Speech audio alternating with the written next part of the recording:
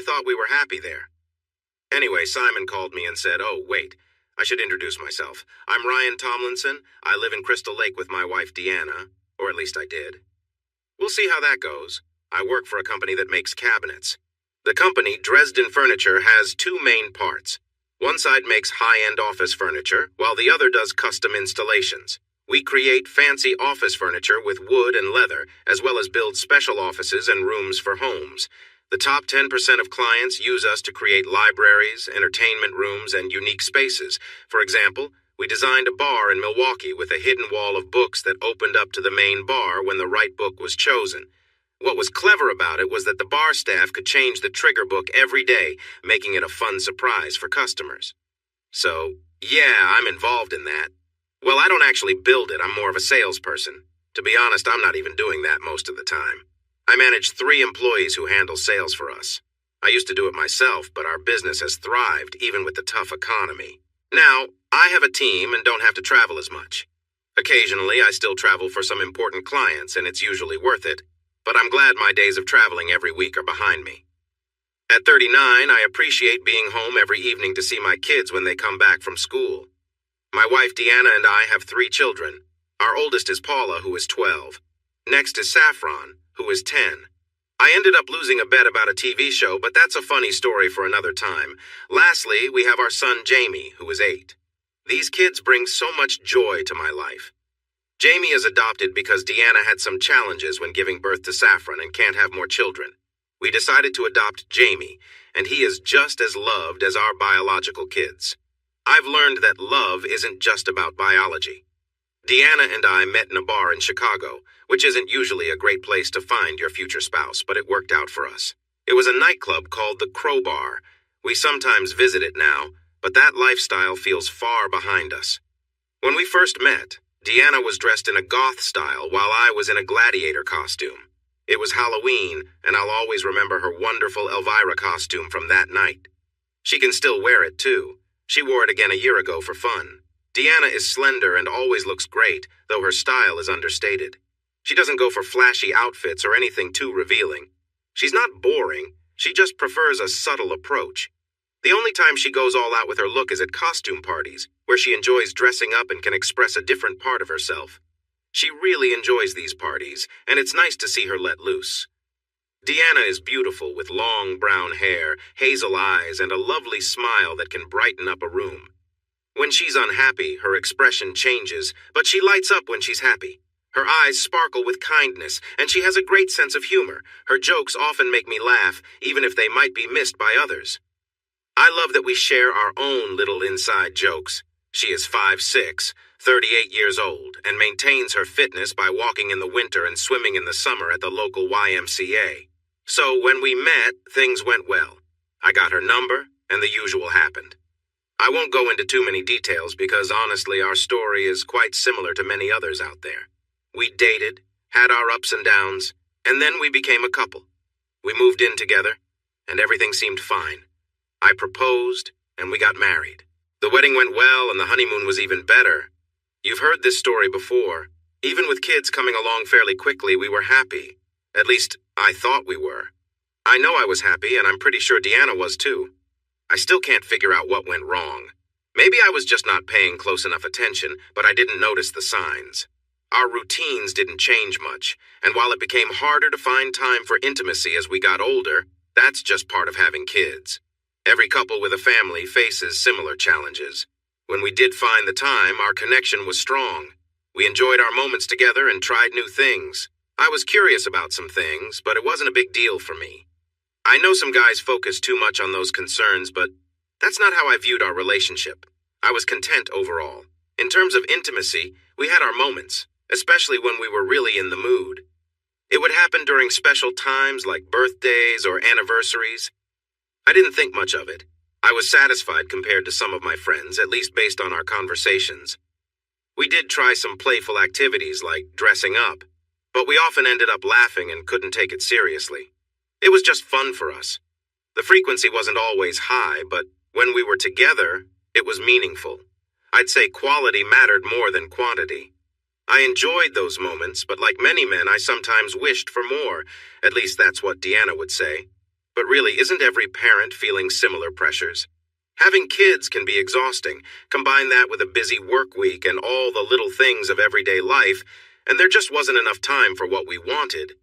We had to think about making sure the insurance was paid, getting dinner ready, helping Paula with her homework, doing the laundry, and finishing up Jamie's potty training, along with all the other responsibilities that come with having kids.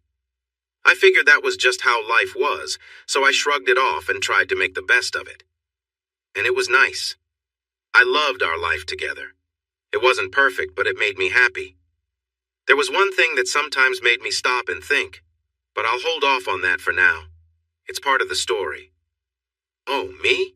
What do I look like? I always wonder why anyone cares in stories like this. Still, I want everyone to know I'm not some weird character. I could look like Brad Pitt if we were to imagine that. I'd definitely be the older one, though. Yes, I can say I'm fit and look good. Okay, maybe not that fit. All right, I'll be honest. I'm a bit out of shape. I'm 6 feet tall and weigh 210 pounds. I don't have man boobs, just so you know. But if I'm being truthful, I could stand to lose some weight. A lot of pizza will do that to a person. Yeah, pizza is my weakness. I really enjoy it. And who can eat pizza without a beer, right?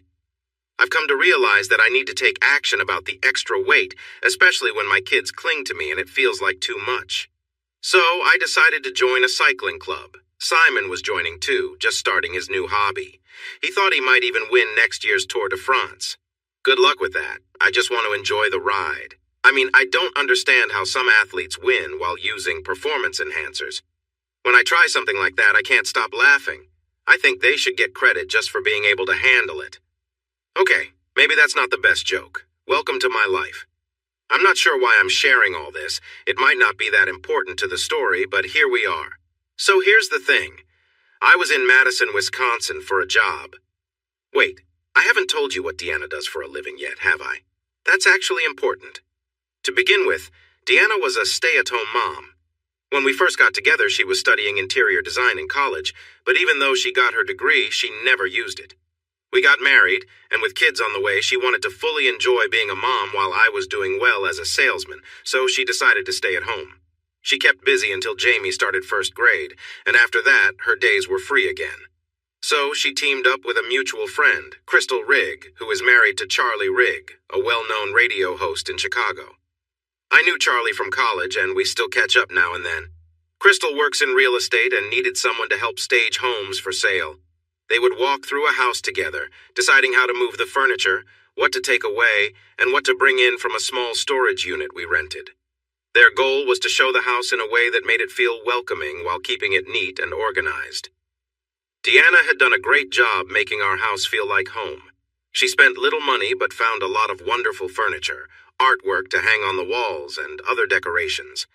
I don't really know what to call these items, but Deanna always found ways to use them. It was common for her to change things around regularly.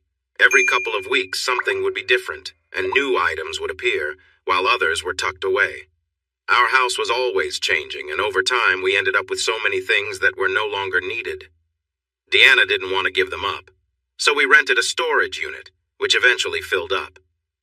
Sometimes things didn't go well, like the time I came home to find the picture above our bed. A nice photo from our honeymoon in Jamaica had been replaced by a strange picture of a French clown with a bottle of champagne. I didn't like that change at all. Deanna sometimes needed a little guidance to avoid mistakes, but overall she had a good eye for design. It made sense that she wanted to use her talents and all the things we had collected over the years. I say we, but honestly, I rarely noticed what changed until I came home and realized something felt different. It often led to me asking, "Did you change your hair, dear? Something seems different." And then I would get a look of narrowed brows and pursed lips. Deanna and Crystal worked well together, taking on projects in both the suburbs and the city. They often spent long hours together, especially on weekends when Crystal had open houses.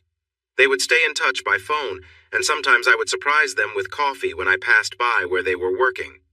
Both of them easily attracted attention. And Crystal had a special way of communicating with people that felt personal, yet respectful. She could have deep conversations without crossing any boundaries, making it easy to talk with her about anything. She felt like a friend who really understood you. It's strange when I think about it now. I have no clue why I, along with everyone else, thought that, but that was just how she seemed. Looking back, considering what I later learned, it seems she probably did flirt a bit, but it was only with others. I guess I had a very limited view of her. Oh, and she had blonde hair. She was very fit. I used to joke that if they added a redhead to their group, I could call them and give them tasks for fighting crime. I tried to come up with a fun name for their little team, something like Power Squad, or something less obvious, but I never quite got it right. People often gave me funny looks. Now let me share some background. There's me, Ryan, my wife Deanna, and our friend Simon. I work in sales, and Deanna helps with staging houses and apartments. We have kids and are handling the everyday stuff, I think. So, there I was in Madison. You want to know why I was there? That's the big question. I was meeting with a client at the University of Wisconsin about his home. He wanted a traditional library with 2 levels and a rolling ladder. Being a well-known professor, he wanted everything to be perfect, so he reached out to our company and insisted I come. He had heard great things from another satisfied customer, a video game company owner in Madison. We had done an impressive job turning his basement into an office, which he humorously referred to as his murder room. Somehow, that led to our professor reaching out to us. My boss took the call, and off I went to Wisconsin. Speaking of my boss, let me introduce you to Paul. Paul Dresden. What should I say about him? He's a good guy. He took over the company from his father, who passed away about 8 years ago. Paul cares deeply about the company and his team. He's nice and well-meaning, but let's just say he can be a bit clueless. Despite his lack of competence, he runs the company well. He believes he does. I actually make things happen. Paul tells me what he wants to do, and I figure out how to make it work. He's so forgetful that he often doesn't recall what he asked me to do last week and doesn't even check in to see if it's done. Even so, we like Paul. It's not out of disrespect or anything like that. We're genuinely fond of him. We are really trying hard to keep the company running so we all have jobs to come to each morning and to support Paul. Honestly, if he wasn't in his corner office enjoying fancy coffee and being lightly overlooked by his assistant, he might be out there making some clueless mistakes. We keep this company going because we enjoy our work and appreciate Paul, even if we don't always follow his ideas. For example, 3 weeks ago, Paul had the bright idea to enter the IKEA market. His plan was to create a showroom to compete with IKEA. We all know that no one else was really doing that. Instead of explaining how IKEA got to where it is and how they benefit from support in other countries, something Paul might never understand, I simply said, "Sure, Paul, great idea. I can't believe no one has thought of this before." Then I left him some details about a couple of warehouses and never heard anything more. A week later, he suggested making portable desks for the military so they could easily carry them. "Sure, Paul, I'll get right on that. I know it sounds unkind that I ignored him like that, but you have to understand. Paul is like that well-meaning friend who doesn't quite get things but needs to be treated normally. He cared a lot about his team. We even got vitamins every morning. He was genuinely a nice person. Out of respect for him and in memory of his very sharp father, we all try to keep things together. It's not because we think he's foolish. It's because we care about him." One more thing about Paul. He always looked fantastic. While he may not have the sharpest mind, he certainly had the look of a respected leader. We made sure to show him off whenever we could any interviews. He was right there. We did have to watch what he said to avoid awkward situations, but he helped us attract more clients. That's probably all you need to know. Maybe even too much, honestly. I might not bring up Paul again, but I find him interesting. I can't quite figure out how he manages to put on his shoes each morning, yet he shows up for work like clockwork, ready to take on the world, one desk at a time. So I was in Madison, staying in a nice hotel just off the main square. It was May, and they were having a concert in the square near the Capitol building. The weather was warm, and many people filled the area, sitting on the grass and enjoying the music played by a live orchestra. Then I received a text from Simon. It was simple. "Watching the game? This was odd. I don't usually pay attention to sports. I follow the Blackhawks a bit. I know some players, but that's about it. In fact, I'm known for being against organized sports. I've talked about how professional athletes can be very self-centered. Simon knows this well since he has heard me say it many times. So I replied, "When have you ever known me to follow games? What game are you talking about?" After a short wait, I got another message. "The Cubs-Sox Crosstown Classic. It's today." He was mentioning the game between the Chicago Cubs and the White Sox, who play in different parts of the city. The Cubs are from the north side, playing at Wrigley Field, while the White Sox are from the south side at Comiskey Park. Once a year, they face off in a special game. There was supposed to be a rivalry, but honestly, fans seemed pretty indifferent about the other team, both having plenty of disappointment in their seasons. I texted back, "No, not watching. I couldn't care less, and you wouldn't either." I chuckled, knowing the double negatives would confuse him for a moment. Almost right away, I got a reply. "Dude, get to a bar and watch it. I can't say much more than that." That caught my interest. Something was happening, and I love a good mystery. Just ask anyone who has come to dinner at my place, where we often end up playing murder mystery games. Our guests always enjoy themselves, contrary to what Deanna says about people being bored. With nothing else planned for that moment, and one more day of work left measuring at Professor Talker's house, I decided, why not? I turned on the TV in my room, and soon enough, I was lost in the game. At the bottom of the sixth inning, the Sox were leading 7-3. Between the plays, the cameras moved around the crowd. The cameramen often capture moments like couples sharing a kiss or special moments, which are then shown on the big screens in the stadium, much to the surprise of those on camera. Sometimes, they even catch wedding proposals. Sometimes, after someone sees a couple sharing a kiss, they might come back later to try to catch them again. I think we've all seen that happen. They must have done this before because they returned to a couple who clearly cared for each other. They were sitting close together in the lower bleachers. They had good seats, probably season tickets. They were talking excitedly, leaning into each other and sharing glances like couples do when they like each other. The cameraman noticed them, and soon their image appeared on the big screen in the stadium. At first, they didn't notice, but then someone sitting nearby nudged them and pointed to the screen. You could see the moment they looked up. On the screen, the words, "Kiss Cam, share a kiss," flashed. The couple exchanged looks, shrugged, and leaned in for a kiss. It was a big one, too intense and passionate.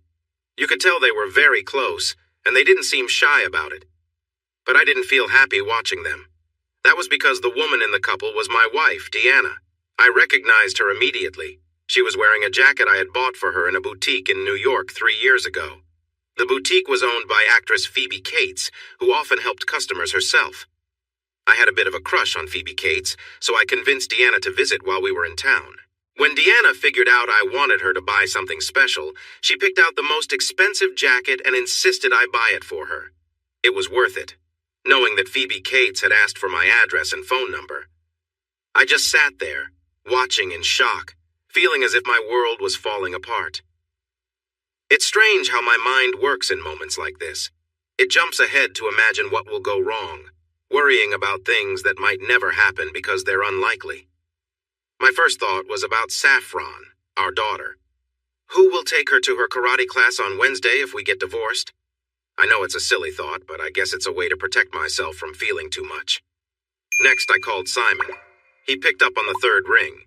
"Hey," he said, sounding hesitant. "I'm watching," I replied. There was a pause as Simon thought about what to say next. "I'm sorry, man. I thought you should know," he said. "Yeah, I guess.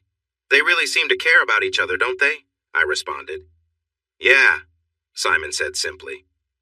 We spent a few more moments just listening to each other breathe. I could hear the game on his TV in the background, echoing with the one in front of me. It was strange because his was slightly behind mine, making it sound like an echo. I thought about how his TV could be behind mine if he was closer to the actual game. Shouldn't it be the other way around? My mind started wandering. They were on earlier. That's why I texted you. The kiss cam caught them together. He even had a hand under her jacket. That's why the cameraman went back to them, Simon said after a moment. "Wow," I replied.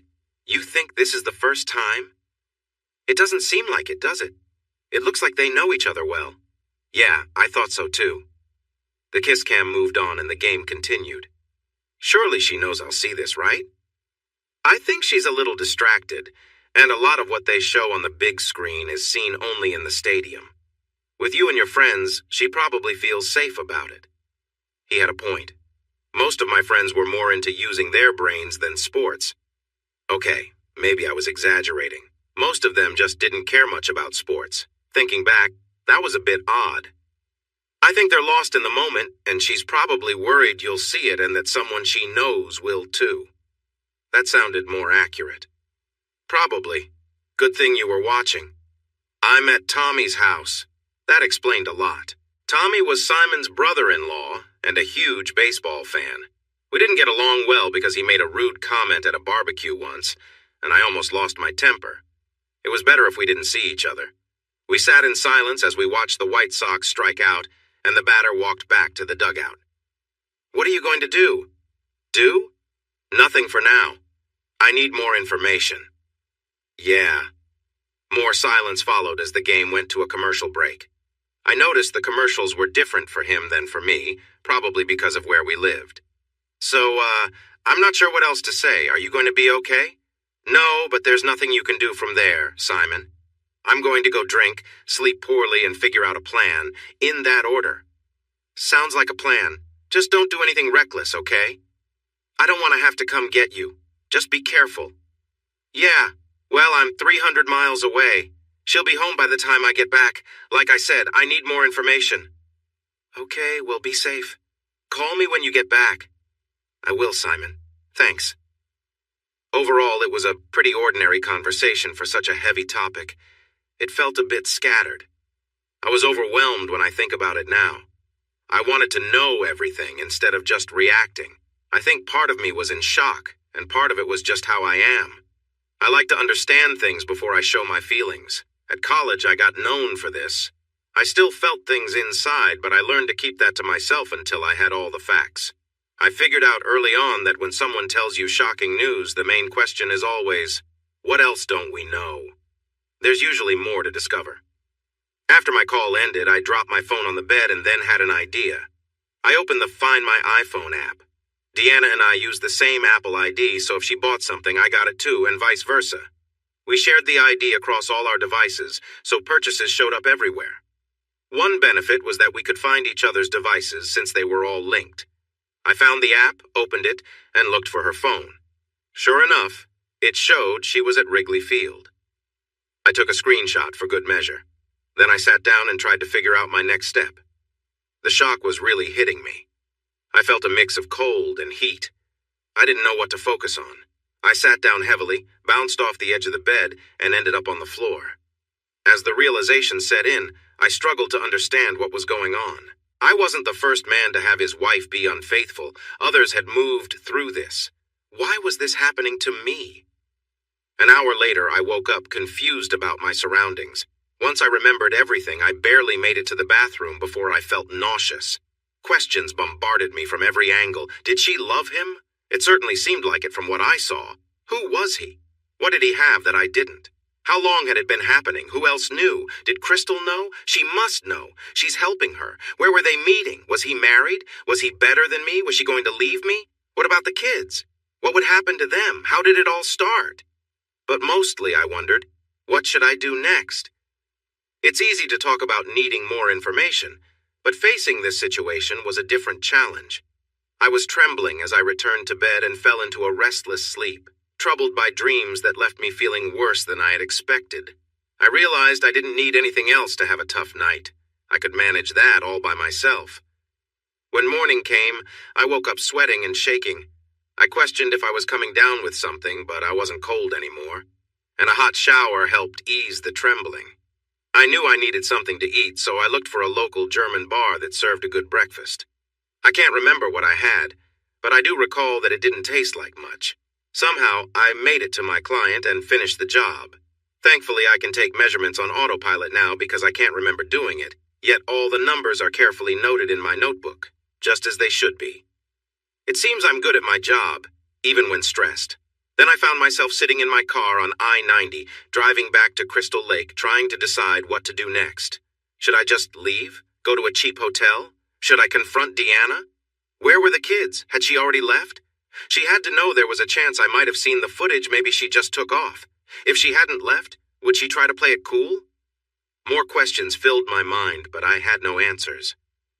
During the 2-hour drive, I made a few choices. First, I decided not to act too quickly. I was pretty sure it was Deanna, but there were still too many questions to answer.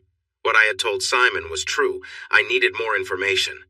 I had to find out how long things had been happening, how serious they were, and where I fit into all of this. Of course, this thinking assumed I would accept some of it if it had only happened a couple of times. Maybe I could move past it. I wouldn't like it, and Deanna would definitely have to face the consequences. But if it was something worse, then knowing wouldn't help at all. If there was no chance of working things through, I didn't really need to know more. Once I had the proof, the choice would already be made. Or would it? That was my biggest question. I didn't know how I felt. I wasn't in a take-action-now mindset, though I was very angry. I still loved her. I hadn't noticed any change in how she acted towards me or the kids. So either she was a fantastic actress or she really did care about us. But how could I make sense of that while knowing about an affair that seemed to involve true feelings? I figured I wouldn't know what I felt until I had more information. I understood my emotions were all mixed up right now, and while I knew I was upset, making big life choices in that state was not a good idea. With that in mind, I had to learn more. But I couldn't do that if Deanna found out I knew, or if I confronted her. It was better to be clever than direct. With that thought, I made my plans. The first step would be to see Paul in the morning because Paul had a brother, and he could be very helpful. I arrived home in just under 2 hours and parked my ordinary Chrysler 300C in its usual spot in the side garage of our house. Crystal Lake has a big advantage. It is much cheaper to buy a home here than in downtown Chicago, or even in places like Schaumburg or Naperville. With the money we saved, we got a 3-car garage. We only used 2 of the spaces, but one of those is a separate room from the main garage. As I sat in the car, I heard the bodywork ping as it cooled down. I took a moment to collect my thoughts. I had read about situations like this where a husband comes home and suspects his wife has not been faithful. In those stories, the husband acts sweet but keeps a distance while secretly planning his next steps. I didn't think I could fake it like that. I needed to find a way to avoid Deanna and the kids because if I spent time with them, I'd be too worried about what she might try to do if we separated.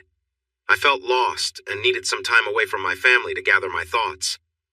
I went inside, heading straight to the bathroom, even though Deanna was busy in the kitchen. She called out to me as I walked by. I made a few strange noises and mumbled that I felt sick. Deanna came to the bathroom door and asked if I was okay. I groaned and said, "Just not well. Please keep the kids away. I don't want them to catch anything." She replied, "Oh, really? You thought you were dying over a tummy ache last month. I had to help you, and all you needed was something to drink. You'll be fine. I'm making dinner, so come out when you can." Her kindness struck me differently now. In the past, I might have played the role of the poor, sick husband, and she would have looked at me with a playful disapproval while the kids pretended to help me feel better. We would all laugh, and they would give me medicine, which were usually just candies. But now, knowing what I knew, I wondered if she really cared, or if she was just pretending like I had thought before. Once you learn about hidden betrayals, nothing feels the same. Every little action raises questions. You start to wonder about the truth behind everything, and it eats away at you. Even when she tells you something, the doubt lingers because trust has been broken. This worry makes you feel anxious, and it seems like peace is out of reach. That night, I went to bed soon after her. I stayed in my room until I was sure she had gone to sleep. She wakes the kids up in the morning, so she goes to bed earlier than I do. The kids came to see me, and I couldn't help but hug them, kiss them, and listen to their stories from the day. I love those kids. I got them to promise that we could all go to the movies the next day when I was feeling better. I planned to choose a movie that Deanna wouldn't want to see, giving her some time to herself at home. She often said she felt like she never had the house to herself since we were both busy during the day. I slept in the guest room. I vaguely remember Deanna peeking in before taking the kids to school and saying good morning, but I don't recall much else. I did sleep, but felt like I hadn't rested at all. I forced myself out of bed, took a shower, got dressed, grabbed some toast, and managed to get ready. I knew I looked terrible because everyone told me so, from the receptionist to my assistant, Adriana. Oh, Adriana. I realize I haven't mentioned her yet. She's nice, I think. At least she seems nice to some people. She keeps her life private. I only know that she's incredibly efficient, gets things done, and doesn't engage in any talk that isn't work-related. She's polite and friendly to new team members, but doesn't let anyone get close personally. I don't know why, but it might be for the best. She's attractive, and I noticed a few guys trying to flirt with her, but she clearly isn't interested, which works well for the office. So if Adriana said I looked terrible, then it must be true.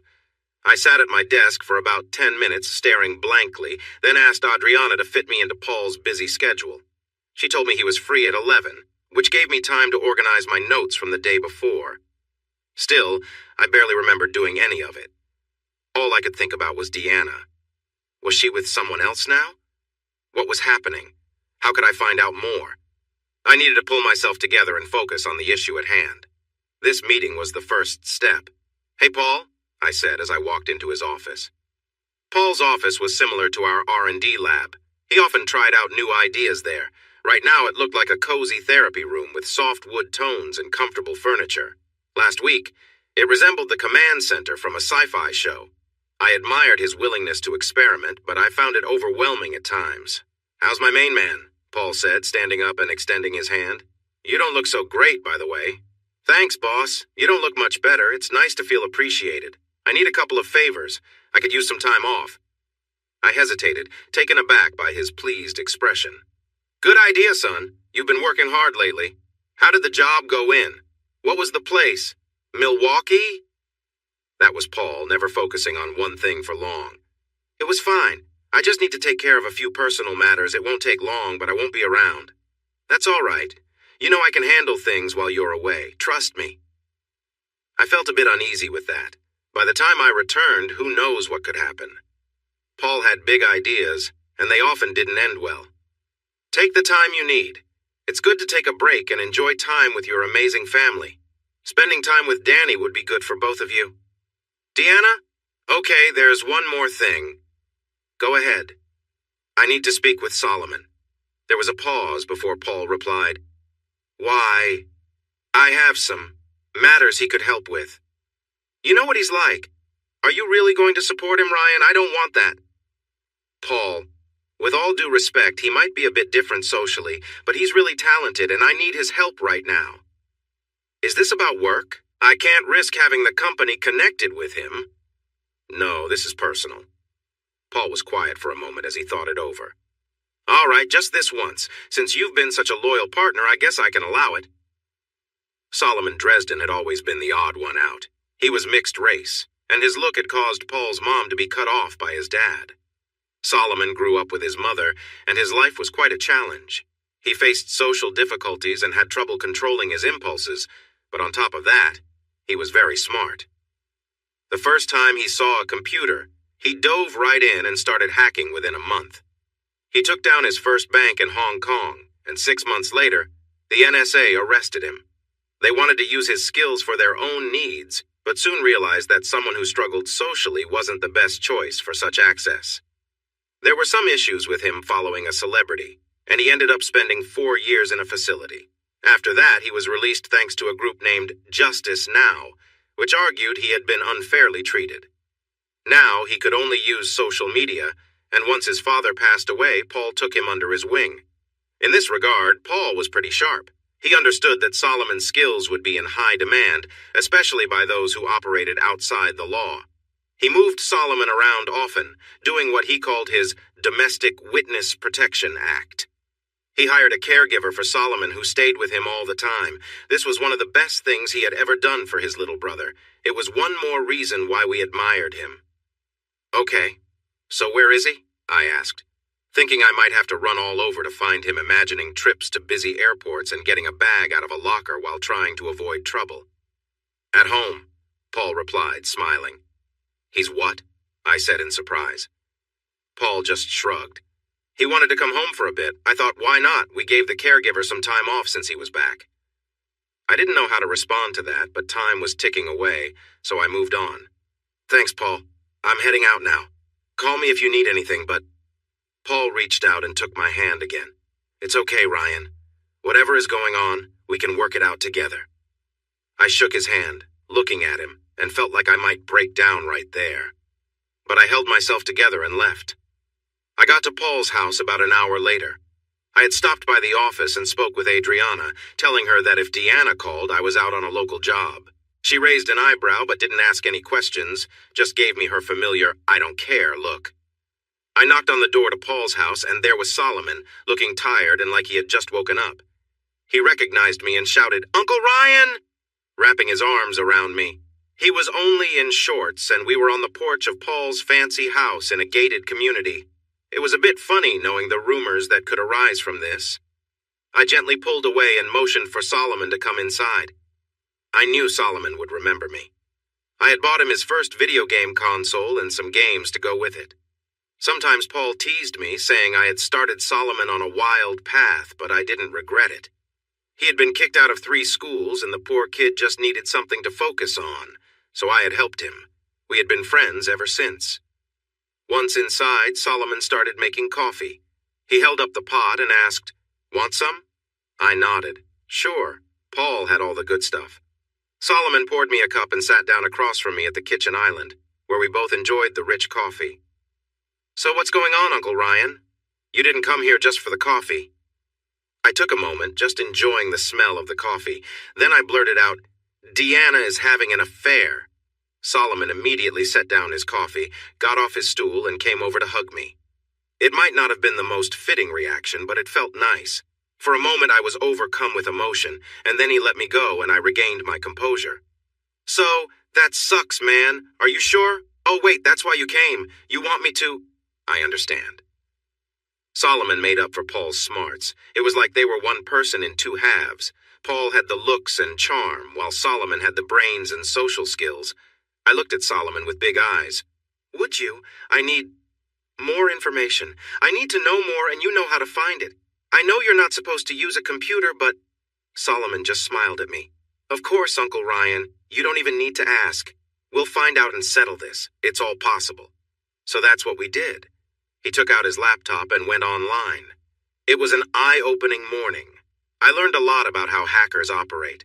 I expected many little windows opening with lots of codes, like you see in movies, with countdowns and action. But Hollywood isn't always truthful. Most of the time, Solomon was in chat rooms. Many hackers are not as active as you'd think. If you want to get into a system, someone else might have already done it. You just need to connect with that person and either get them to share their method or their login details. There are many hacking chat groups globally where people share this kind of info. It works on back and forth. You have to give something in return. Solomon, known online as Scorbius, was famous, and people were eager to help him. First, we needed to access the booking system at Wrigley Field. Simon believed they were in a special season ticket box, so we needed to confirm it. Solomon spent some time chatting online but learned that none had been in the booking system at Wrigley Field. It's a sports thing. They were more into their hobbies. But the system used there was similar to parts of Ticketmaster, which they had accessed before. Solomon got the instructions and was inside in about 20 minutes. While he worked, I browsed the MLB website for clips of the game. I found one where the camera moved across the crowd, and there they were. Luckily, they didn't have the kiss cam part online. I wasn't sure I could handle that. From a still shot, we checked the seating plan and figured out where they were sitting. After that, it was easy to look through the database and see if those seats belonged to a season ticket holder. They did. Jordan Lawler, the name of my rival. Not just a rival, more like my true opponent. Rival suggests he might have won already. I was back and forth in my thoughts again. Should I confront him or just let it go? I still didn't know. We found his home address. It was an apartment downtown, probably not a place for raising a family. We didn't get his credit card info. I learned something valuable from this experience. Most websites that collect credit card information to charge customers don't actually keep that information themselves. There are many rules about how credit card details should be handled. There are specific servers and access methods required, and many businesses that sell things online don't have the time, money, or expertise to set all of that up. So, they often hire companies that specialize in storing credit card information. When you enter your credit card information to buy something like movie tickets, that part is managed by another company. The movie ticket company only gets a code to talk to the credit card company. The good news is, we didn't get any credit card details from him. Solomon said he could get it if I really wanted it, but I was unsure at that moment, so we decided to move on. What I really wanted was some information that Solomon couldn't find. I didn't know how often he had used his season tickets. I didn't know who he brought with him. Most importantly, I wanted solid details about the situation he was involved in. I had learned more than before, but I still needed more answers. We decided to take a break, and I suggested lunch. Solomon waved his hands and asked me to grab him a burger from Burger King while he did some more digging, so I went off to get it. When I returned half an hour later, I was amazed by what he accomplished while I was away. He had gathered a detailed report on Mr. Lawler that any private investigator would be proud of. Sure, it was all obtained in a questionable way, but I wasn't planning to use it in court, so it didn't matter. As we ate, I reviewed the information. I learned that Mr. Lawler was married, which I didn't expect. He lived in Philadelphia, had 2 kids, and traveled to Chicago to work on a company buyout. He was negotiating a deal to buy a candy company there. He had already been in Chicago for at least 8 months and would probably be there for another 2 or 3 months to finish the deal. He bought a condo to stay in since he was spending so much time in Illinois, thinking he could sell it later and break even. Now the condo was on the market. We also found out that he was a client of Royals Realty, where Crystal worked. That was the connection. That's how he met Deanna. She was staging his condo. While I was focused on the documents, Solomon pointed to the file and said, "That was fun to put together. Deanna should get involved more often." I paused for a moment, letting him realize what he had just said. It took him a second, and then he quietly said, "Oh no. I'm really sorry, man. I didn't think. You know how it is with social issues. Sometimes you say things without realizing it. Anyway, I decided to move on." I looked at him and said, "Don't worry about it," then went back to my reading. We were making progress, but I still needed more information. Then I suddenly remembered Crystal. She would definitely know something. So I took out my phone, motioned for Solomon to be quiet, and made a call. After a few rings, Crystal picked up. "Hi, Ryan. How are you? Feeling okay?" Deanna must have talked to her. That was good. It meant they were in touch. "Sort of. Hey, Crystal, do you know where Deanna is? I think there's a problem with her phone. I tried calling her yesterday and today, but I couldn't get through. It doesn't even ring. Maybe she's somewhere with no service? Do you have any idea?" "Oh, I'm not sure, Ryan. She's doing a project downtown today in an apartment building off Lower Wacker Drive. She mentioned needing to get some things from storage, so she might be heading to Crystal Lake right now. I can let her know you called if she reaches out to me." "Yeah, that works. It was the same yesterday, too. Do you know where she was then? I was curious if it had anything to do with her phone." Now that was the key question. "Oh, she was with me at a showing. We were downtown again. I've got 4 different apartments I'm showing right now." Aha, that was a clear lie. Crystal clearly knew more and was protecting Deanna. Now I had a new approach to take. "Okay, not a problem. I'm sure she'll call me when she can. Thanks, Crystal. Say hi to Charlie for me." "Will do, Ryan. Take care of yourself, all right?" Her husband, Charlie, was well known on the radio. He combined humor with his political views and was very popular in Chicago. Although he had political goals for the future, he was enjoying making people laugh. In many ways, Charlie could be more persuasive than anyone else I knew. Humor makes people agree without realizing it, which is similar to my sales techniques. Strangely enough, even though we had different political views, Charlie and I got along well. We had fun together as long as we avoided certain topics. He even called me on his show a few times. Now, I needed to find a way to get information from Crystal. She was clearly hiding things for Deanna, and I needed her to share what she knew without telling my soon-to-be ex-wife. The situation had turned again. I was going through a divorce. I needed to figure out how I felt and what I was going to do, but that could wait. So, how was I going to get information from Crystal? One thing was clear. I wouldn't get anything by just sitting around here. But Solomon might help. "Hey, Solomon. Yeah? Can you keep looking into Crystal Riggs? I need any information you can find, bank details, job history, anything. She's one of Deanna's friends, and I need leverage." Solomon looked at me oddly and said, "You know you sound like an old-school gangster, right, Uncle Ryan?" I blinked and replied, "Can you do it?" Solomon was slightly offended. "Of course I can. I'm just curious about what you plan to do with this." "Don't worry, it won't lead back to you. None of this will be used in court. I just need to know what's happening." Solomon's eyes showed understanding. "I can support that. I'll work on it. These people need to face consequences. If you need anything, just shout, okay? How do I contact you? Oh, right, you don't have my number. Just a second, he said, and grabbed my phone to add his contact. There you go. Be careful with that. I'll only keep it for a couple of weeks until I get a new phone. I smiled at the secretive nature of it all, realizing it was the first time I had smiled in nearly 3 days. But that thought quickly vanished. Crystal was my next focus. I needed to concentrate. I sat in my friend Simon's car outside an apartment building, waiting for Crystal to come out. Earlier, I had called Simon and asked to borrow his car. He agreed quickly, so I rang his doorbell since I was nearby. We talked for a bit, and I noticed he looked worried. I didn't have time for a long chat, so I took the keys, gave him mine for now, and left as quickly as I could. Part of me didn't want to discuss everything going on. I was still confused about my feelings and the direction I was headed, and I just wasn't ready to talk about it. Thankfully, he understood. He gave me a hug and told me to stay safe, expressing his sympathy again and reminding me to call if I needed anything. I drove away. I knew where the Royal Realty offices were located. They were in Schaumburg near the Woodfield Mall. I had been there a few times with Deanna, so I was familiar with the area. I also knew Crystal would be there since I had called earlier from a payphone, pretending to have a silly accent and asking if she was available for an appointment. The receptionist said she was free but had a meeting at 3, so it had to be earlier at the office. I knew she was there and would probably be upset about being stood up, but that was part of the plan. At exactly 2:45, I saw Crystal leave the office and get into her yellow Porsche. I had teased her before about that car, saying it looked too flashy and that Charlie would never drive it. Everything seemed normal, but today was different.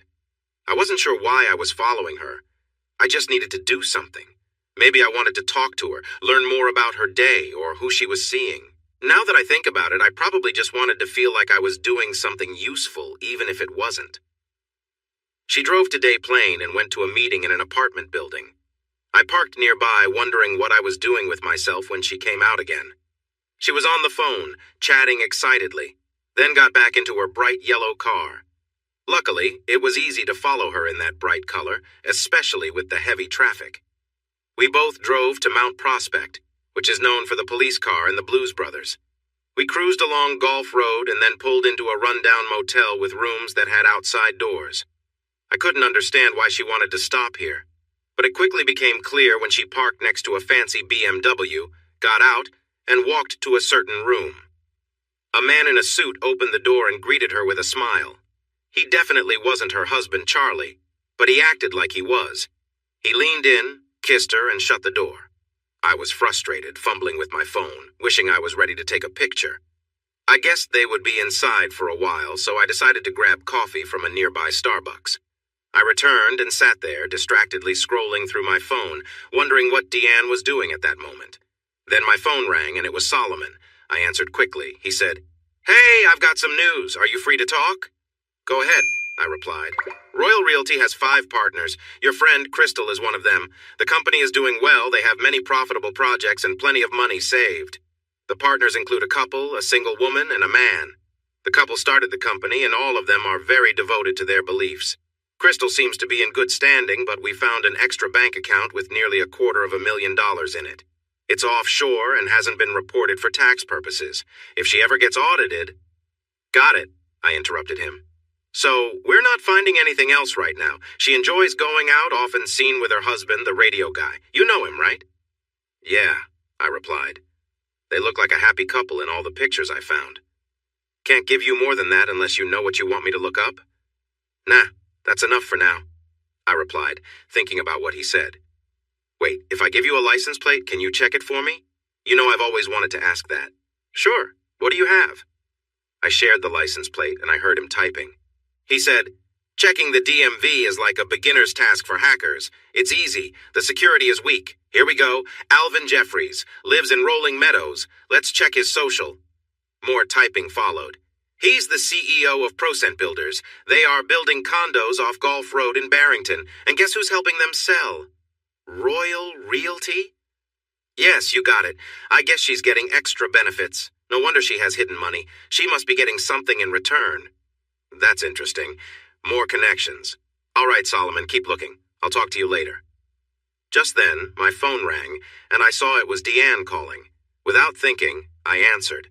It was a habit, and I didn't consider what might happen. "Hey, honey, how are you feeling?" she asked, sounding concerned. "Oh, I'm fine," I said, and then kicked myself mentally. Being sick meant I could avoid her, and I wasn't thinking straight. I was too focused on watching the motel entrance. "That's good. Crystal said you were trying to reach me?" "Oh, no. I had told that lie. Quick, make something up." "Oh, nothing much. Just worried that your phone isn't getting my calls, in case I need you." "Oh, that is strange, but it seems I can call you.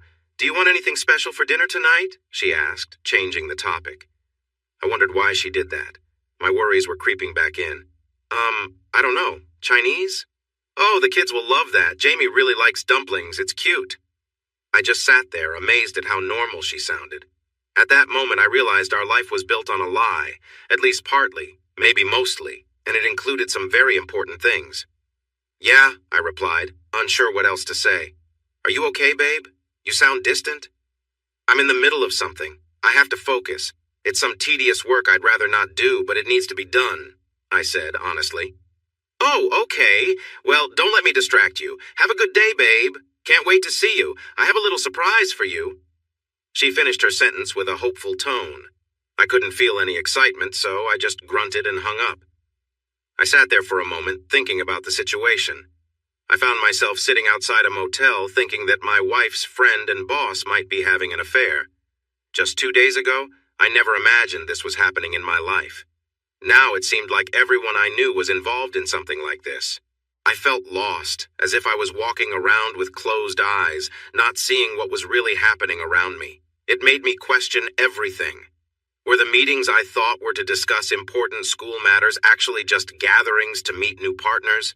Whatever happened to being loyal? Why was there so much disrespect for commitments? I never thought I would have to worry about this in my own life, but once you think about it, you start noticing things you never saw before.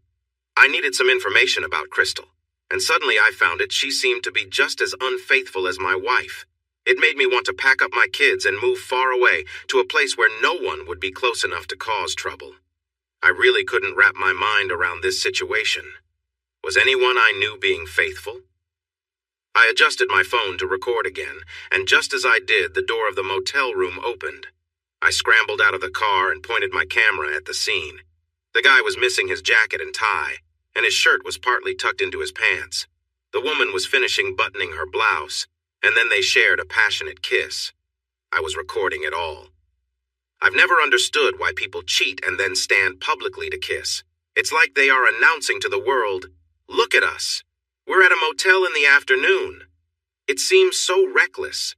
If they were committed to each other, why would they need to meet in secret? It felt silly, but there I was, secretly watching them, so who was I to judge? The man grabbed his jacket, walked to his car, and drove away. Crystal then got into her car and started talking on her phone, and that was my moment. I needed to act quickly. I was fed up, frustrated, and wanted answers right away. I walked over, opened the passenger door of her car, and calmly climbed in, smiling at her. She looked at me with a forced smile and said into her phone, "I'll call you back. I have someone here," and ended the call. "Hello, Ryan. What a surprise. What can I do for you?" she said, sounding polite but clearly wishing I wasn't there. The fear in her eyes was clear, but she was clearly going to try to stay calm. "Oh, I don't think you can help me much right now, Crystal. You probably need a break. It must have been a long day, right?" I said, nodding toward the motel room door. She flushed and replied, "I'm not sure what you mean. I was meeting a client. He has meetings in the area and stays here when he does." "Sure, I believe that. But I wonder why, Crystal. Alvin lives in Rolling Meadows, which is less than 10 miles away. Why would he stay in a motel? And why did he leave right after your meeting?" Crystal opened her mouth but then closed it, her eyes darting around as she looked for words. "How about this? There's a bar nearby. Let's drive there and get a drink. I'm sure you need one to calm your nerves, and besides, you must be thirsty." She continued to stare at me, unsure, until I buckled my seatbelt and firmly said, "Drive." She jumped at my prompt. She quickly put the car in drive, and we headed to the Under the Sea saloon. The bar was as unappealing as it sounded, the kind of place where the floor feels sticky. But it had no windows, plenty of tall booths, and dim lighting perfect for the talk I needed to have. We parked, went inside, and I ordered a club soda for myself and a brandy for her. That was her drink, if I remembered right, but not the best kind. She didn't deserve that. We sat down and I took out my phone, fiddled with it, and then showed it to her. Before we start, I want to show you this. I've already saved it, and with the push of a button, Charlie will see this. She looked shocked as she watched herself leave the hotel room, kissing Alvin and fixing her clothes. Speaking of which, I think Charlie would want to know about that secret account you have. I bet he doesn't know about it right now, does he? I took a chance with that comment, and her tight expression, along with how she gripped her glass, told me I had struck a chord. How do you know about that? What do you want from me? Crystal whispered fiercely. You know what I want, I said. I didn't think about how it might sound until I saw her pull away from me. I won't be involved with you. I'm not making this worse. I was surprised. I had been so caught up in my own issues that I hadn't thought about how my words might affect her. I should have known better. Crystal, I said calmly, I do not want that with you. I wouldn't think of getting involved like that right now. Why would I ever want to? Crystal was caught off guard by the intensity of my words. I was surprised too. The frustration I felt about Deanna was spilling out, and unfortunately she was the one in front of me at that moment. To her credit, she held her ground. She gritted her teeth and said, I'm not the one trying to blackmail you. Touché. I raised my eyebrows to show I understood her point. Well, I'm not the one being unfaithful, and that's what I need to discuss. Look, it doesn't mean anything. You can't tell Charlie. He wouldn't get it. No, I bet he wouldn't. It's just a casual thing. It's just a way to seal the deal. The money is for our retirement. We want to move to Florida eventually. I want to make sure we have everything we need. I really don't need your excuses, Crystal. I don't care. You made your choices, so now you have to live with them. I'm not interested in your messy affairs. Your reasoning, which lets you go home to a man who loves you after spending time with another man, is not my concern. Then what do you want? She asked defiantly. Money? I frowned. Like I said, you know what I want. I want to know about Jordan Lawler. Crystal looked at me in surprise and then said quietly, Oh no. She took a sip of the brandy and looked away. Yes, Crystal. You are about to betray Deanna, or your marriage could end before that drink is finished. I doubt your partners at Royal Realty would be pleased either. Oh, I think some of them would be proud, she said softly. Really? Do you think the devoted couple would be happy to hear how you're handling clients on company time? About your little savings? I bet they would have a lot to say about that, don't you? Crystal just stared at me. So spill the beans, Crystal. Tell me about my wife and this guy. What do you know? I already have some information and you don't know what I know. One lie or one piece of missing information and this video gets sent out. So do whatever you need, but tell me now. I hit the table at the end of my outburst, my anger rising. I thought I had been controlling myself well, but now that the details were close, I wanted them without delay. Crystal took a deep breath, shaking a little, and said, Okay, Jordan Lawler is a client of mine. He has an apartment downtown that he bought last year. It's been on the market for a few weeks and isn't selling, so I brought Deanna in to help show it. I've shown it several times, but nothing was working. It needed some changes. She did her usual thing, but he was home while she was there. I don't know the details, we don't get into that. Something happened between them. They've been, well, seeing each other. I don't know what to call it. She likes him and he likes her. She knows it's temporary, or at least that's what she told me. She knows he's going back to Philly when his work is done, and she wants to enjoy it while he's here. There. Is that what you wanted to know? Crystal was still shaking. I could understand why. Telling me the truth wasn't going to make me feel any better about what she had been doing. The truth might upset me enough to take action about her marriage, and she was right to worry about that. I was shaking too. Here was the proof I needed. How long? I asked simply. I'm not sure. At least 6 weeks now, maybe more. 6 weeks? I couldn't believe it. Was I really that clueless? Crystal must have seen the shock on my face because she took my hand. Listen, it's not you, okay? What little she has said makes it clear she loves you. I know it doesn't seem that way, but she does. She's doing everything she can to keep it hidden from you, even though she's taking big risks. From what I hear, that's part of the excitement. They meet in unusual places like elevators and bathrooms where they could be caught. That thrill is what she's chasing, since she knows you wouldn't agree to it. This is her way of feeling that thrill while still being married. I stared at her, stunned.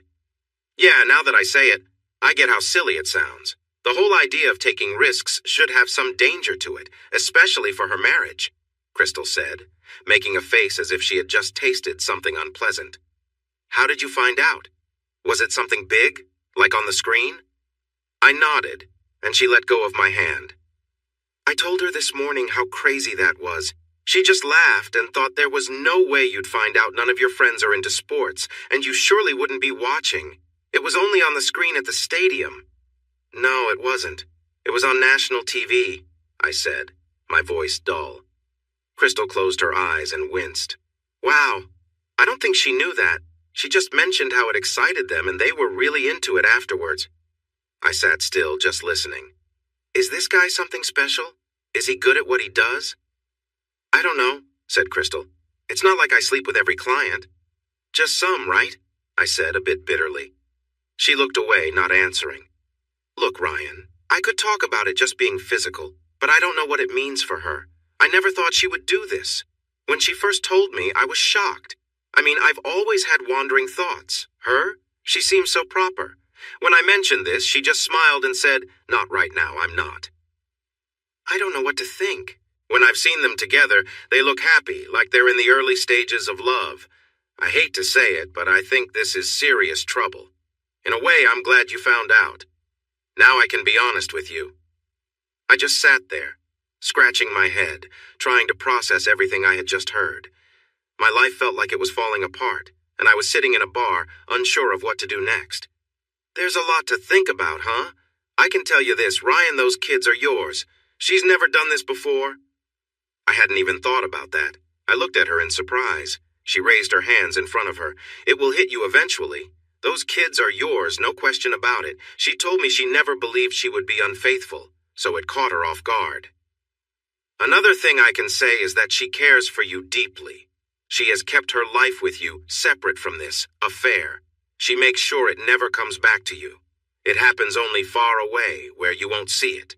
She takes care to keep things separate. You've never had to deal with anything messy from her.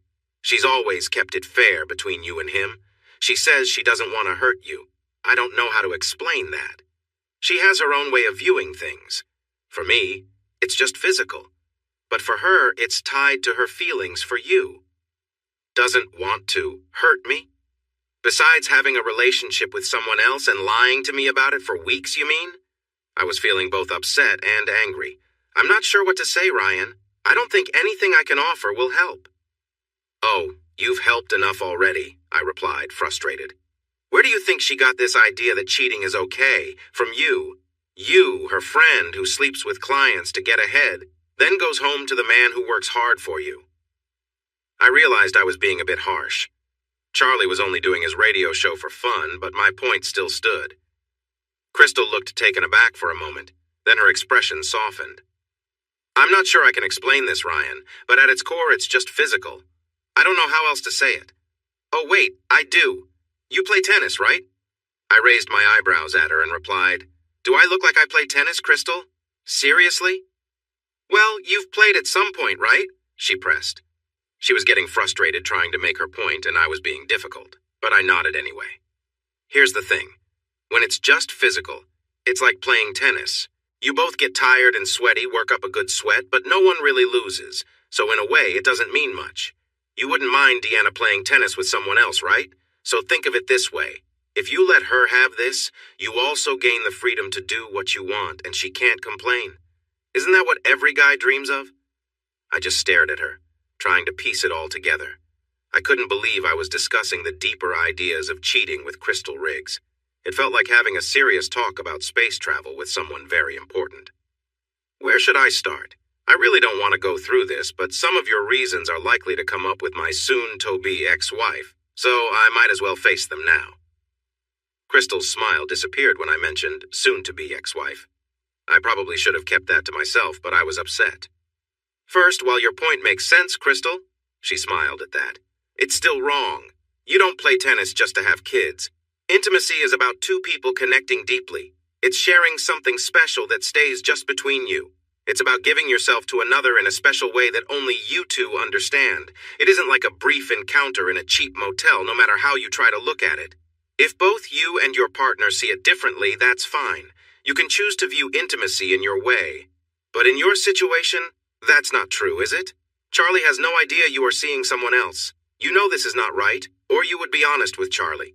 You understand how he would feel, and you know society's views on this too. The fact that you ignore this shows how little respect you have for him and your marriage. You've created a silly idea that it's okay because you think there are no real feelings involved, so it doesn't affect anyone. That may be true for you, but you also know Charlie won't see it that way, or you wouldn't be hiding it. It's just like people who talk a lot about fake bacon, missing the point that they know real bacon tastes amazing. That's why they try to recreate it with tofu. In the end, what you've tried to say is just a way to shift the blame onto Charlie. You are saying, intimacy means nothing to me, so if it matters to you, that's your problem. Charlie feeling upset because you are with someone else is, in your twisted view, his fault, not yours. And lastly, even if you believe everything is true for you, it isn't the same for Deanna, is it? You've mentioned that you don't know what she thinks. Well, I can tell you one thing. She isn't at home with her family. She is out enjoying her time away and feeling desired while we are back home, doing the usual family activities. She's not being truthful with us. She's misleading us and not being loyal to any of us. Saffron, Jamie, Paula, and me. She made her choice when she married me in front of everyone who mattered to her. She doesn't get to change her mind later and act like it's no big deal. And it's worse because she's taking unnecessary risks to find her own excitement. I don't think she's being careful, and she's putting someone else's relationship at risk too. You say she can separate her feelings and still loves me like before. I disagree. That's just what people say to feel better about cheating. What he doesn't know won't hurt him. That's not true. Deep down, they always know. When you choose to betray someone, you understand there's a good chance it will come out.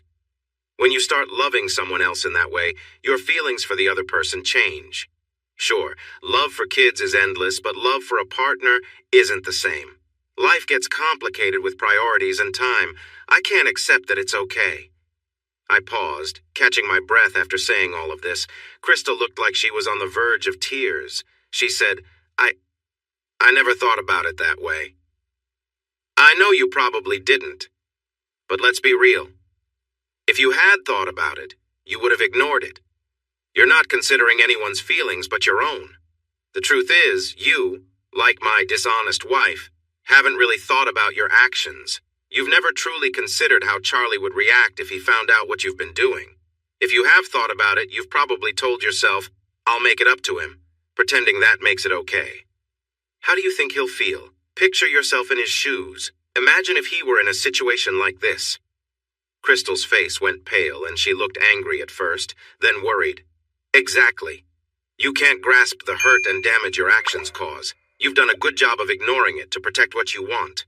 Now you've convinced Deanna of it too. Crystal frowned and said cautiously, Well, Ryan, let's be honest. Have you looked at yourself lately? Do you see how others see you? You're not young anymore, a bit tired, and maybe a little out of shape. You aren't exactly what someone would find attractive. I sat there, surprised, staring at her as she continued to express her thoughts. Is it any wonder she's looking elsewhere? Just look at you. You're not making it easy for anyone to want you. Can you blame her for being interested in someone younger and more charming? I closed my mouth and then just started laughing. Crystal seemed taken aback. She had really let loose at my expense. Oh my gosh, is that what they teach in cheaters' school these days? I asked, shocked. Really? That's the strategy? Attack instead of defend? Come on, Crystal, that's unnecessary. When we got married, there was nothing in the agreement about being faithful as long as your partner looked perfect. My vows didn't say I could cheat if one of us wasn't exercising regularly. I mean, you're right. I should have been taking better care of myself. I should be in the gym more often. I could go on Wednesday night, but oh wait, I can't, because I'm taking Jamie to karate then. What about Thursday? No, That's when Deanna has her book club. How about Monday? Oh, wait, that's payroll time, and I have to be there so everyone gets paid. Yes, it's my fault that I'm turning 40 and not some perfect celebrity. I guess I should wear fancy clothes all the time and get my teeth whitened so they sparkle. What do you expect, Crystal?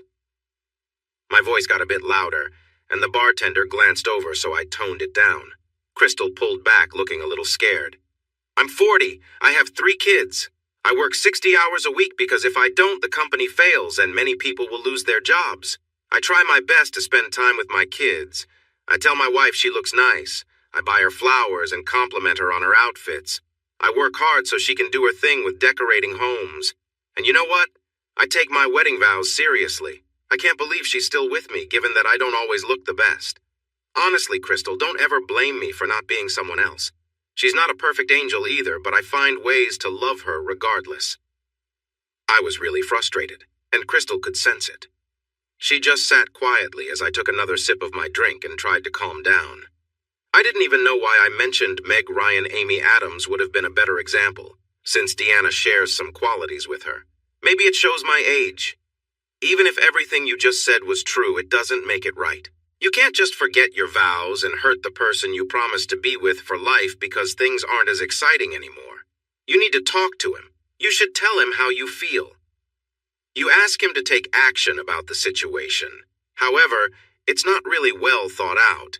Just think how you'd feel if you saw Charlie with your sister and he said to you, "Oh, she's just younger than you. You're getting older, and she's just more lively." Do you really believe that would be okay? I paused again and took another sip. Crystal just sat there, looking stunned, like a deer caught in headlights. I took a deep breath to calm myself and said, "Now that we have talked about this, what are we going to do about you?" Crystal's eyes widened with fear. "I can ruin your marriage. You know that?" Crystal seemed to think for a moment and replied, "You realize you're trying to drag Charlie down with me. I can take care of myself. If our marriage fell apart, I would manage. But Charlie, with his strong views, would really struggle. Even if I was at fault, he would look foolish. All his hopes for a future would just disappear. Do you want to threaten him too?" Honestly, I felt like Crystal thought I was naive. I just stared at her, unsure of where to start. I had shared how her actions affected others, yet she returned to trying to get what she wanted. Crystal, you can view it that way.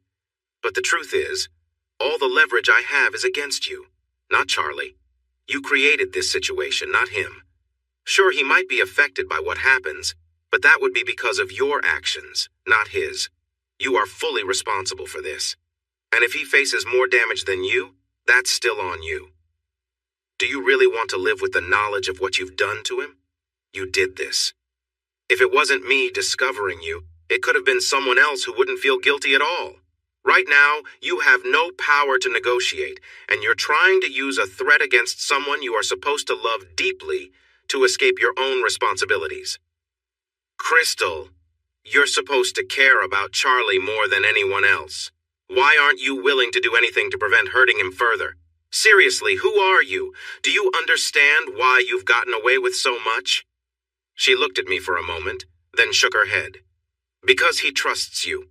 Completely. He's not monitoring you or questioning your actions. Whatever you tell him, he believes. What you've done with that other person, and who knows who else has changed that trust into something negative. I can't even begin to express how that feels. You'll never know because you are the one causing the pain. You will not understand the hurt of finding out you've been betrayed. This happened because someone took advantage of another person's trust. If this all comes to light, you will have shattered his ability to trust any woman for a long time. Deanna has already helped me with that. Why would you want that for Charlie? We both paused for a moment, taking sips of our drinks. When Crystal set hers down, she said, "Well, you're much more serious than I thought. You could make even Mother Teresa feel bad." I nearly choked on my drink and laughed a little.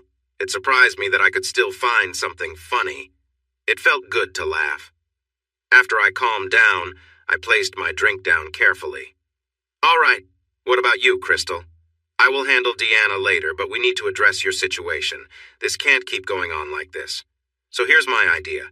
I read something similar in a story online, and it seems smart. If you want to have fun, great. Spend time with your husband. A lot. Make it special. I like Charlie and I want him to feel happy. Use your creativity. If you want to have secret meetings, go ahead. Buy some fun clothes, explore new things. If he enjoys it, keep it going. You could even invite someone else along. Just make him so happy that he talks to his friends about it. I won't be asking him, so if I don't hear anything, I'll have to share this conversation. Is that clear?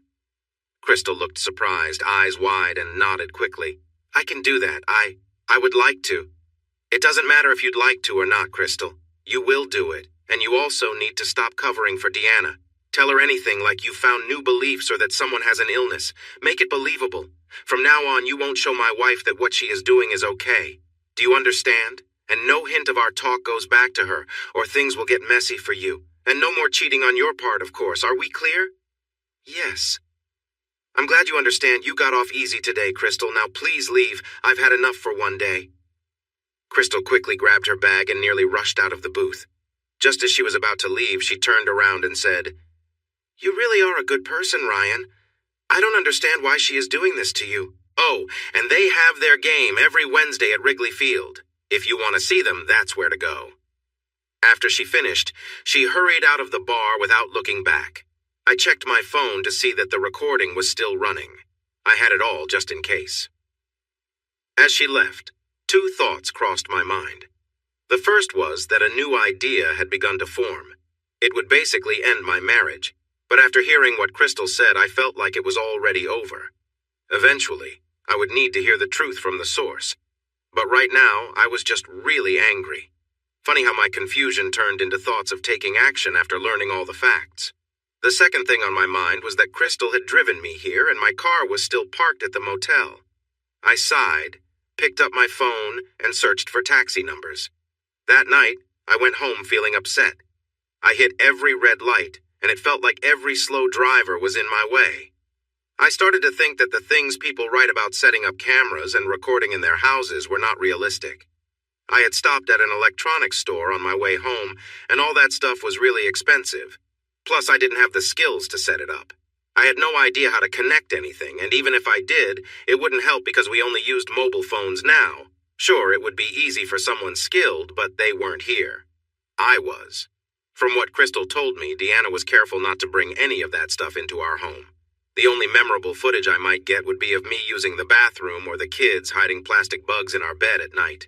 They loved scaring us with that. I wondered where they got that idea from. I parked in my small garage, and before heading inside, I looked at the boxes I had bought at the store. They were little voice recorders that turned on when they heard sounds. The stories I read made it seem easy, but these could only hold 100 recordings at a time. That meant I would need to constantly check them and get the recordings off. Well, being a spy was never going to be simple, but I looked good in a suit even if it was a bit wrinkled. That comment from Crystal still bothered me, mainly because it was true. When I walked in, the kids were running around making way too much noise for such little ones, especially with the TV blaring a show that I found annoying. Paula came over and gave me a shy kiss. She was at the age where she was starting to have romantic thoughts, and I, of course, was just gross to her. I nodded to Deanna, who was in the kitchen sorting through a pile of takeout containers. She nodded back and shouted, "Good day?" "Probably not as good as yours," I replied, trying to be funny. "Kids, turn off the TV," Deanna called out. This led to a collective, "Oh, Mom!" before they finally did it. Suddenly, the noise level dropped significantly. I said to Deanna, "I need to take a shower. It has been a long day and it's humid outside." And she nodded absently as she organized the food containers. "Don't take too long. Dinner will be ready soon," she replied. I went upstairs, surprised at how calm she seemed. There was no sign of the challenges she faced throughout the day. She acted so composed. It was impressive but also concerning. Was she just skilled at hiding her feelings, or was there more to it? I took a quick shower, then looked for a place to hide one of the 3 voice recorders I had bought. In the end, I stuck it to the underside of her bedside table. I didn't expect to gather much from it, but I wanted to be careful. After that, I changed into comfortable clothes and went downstairs for dinner.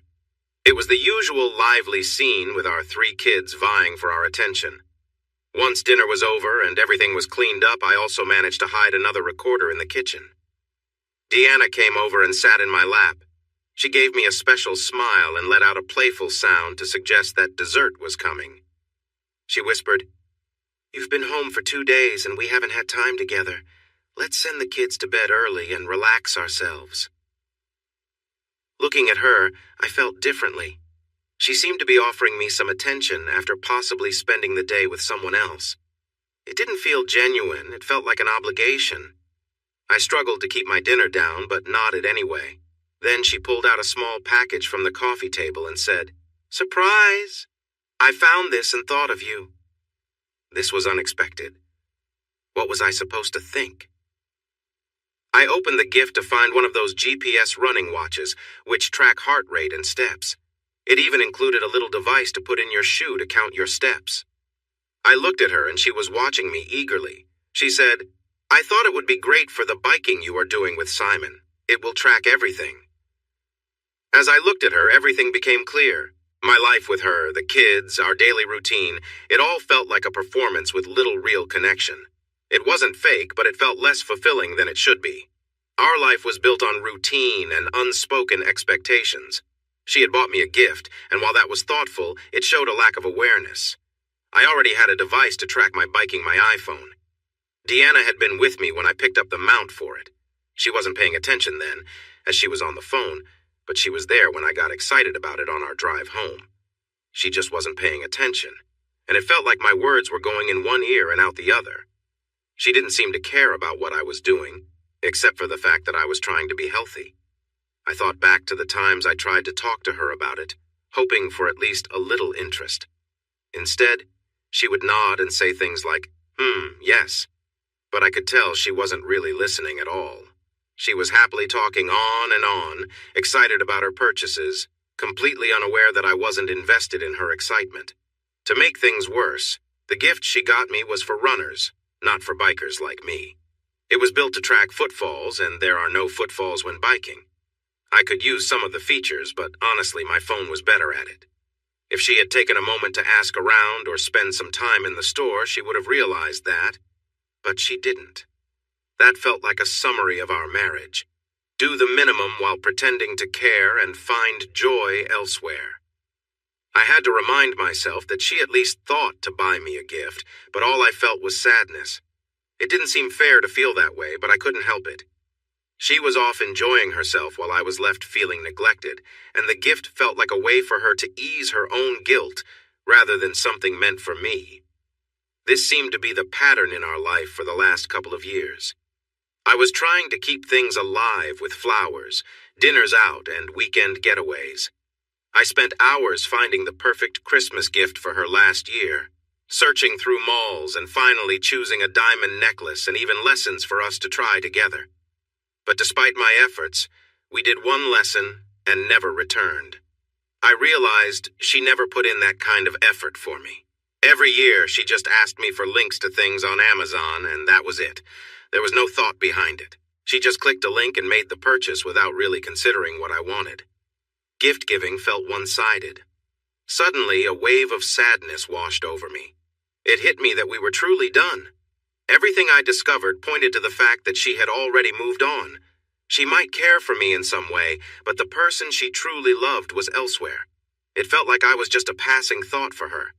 That struck me hard. It made me realize how much I felt like an afterthought in this marriage. The tears came as I faced this painful truth. I'm not afraid to say it.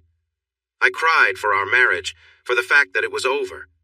I cried for letting it happen and not seeing it before it was too late. I cried for our children because divorce is never easy for kids. They would spend years wondering if it was their fault. And I cried for myself, for being let down by someone I trusted completely. Deanna looked confused. She could see I was upset, but she didn't understand why. At first, she tried to lighten the mood, saying weakly, "Hey, it's just a workout device. No need to cry, Ryan." I just stared at her, cried some more, and then suddenly got up and went to the bathroom. "Paula, take the kids upstairs. Watch something in your room. Your father and I need some time," she told our oldest, who was watching in shock. Paula gathered the others, with Jamie complaining because he was in the middle of playing Lego Star Wars on the Xbox. I could hear Deanna outside the bathroom. I was starting to calm down, breathing heavily as I looked at myself in the mirror. How did it come to this? My wife seemed willing to betray me and our family in the worst way. What do you do in a situation like this? How are you supposed to feel? How are you supposed to act? Some people might respond with anger and want to fight back.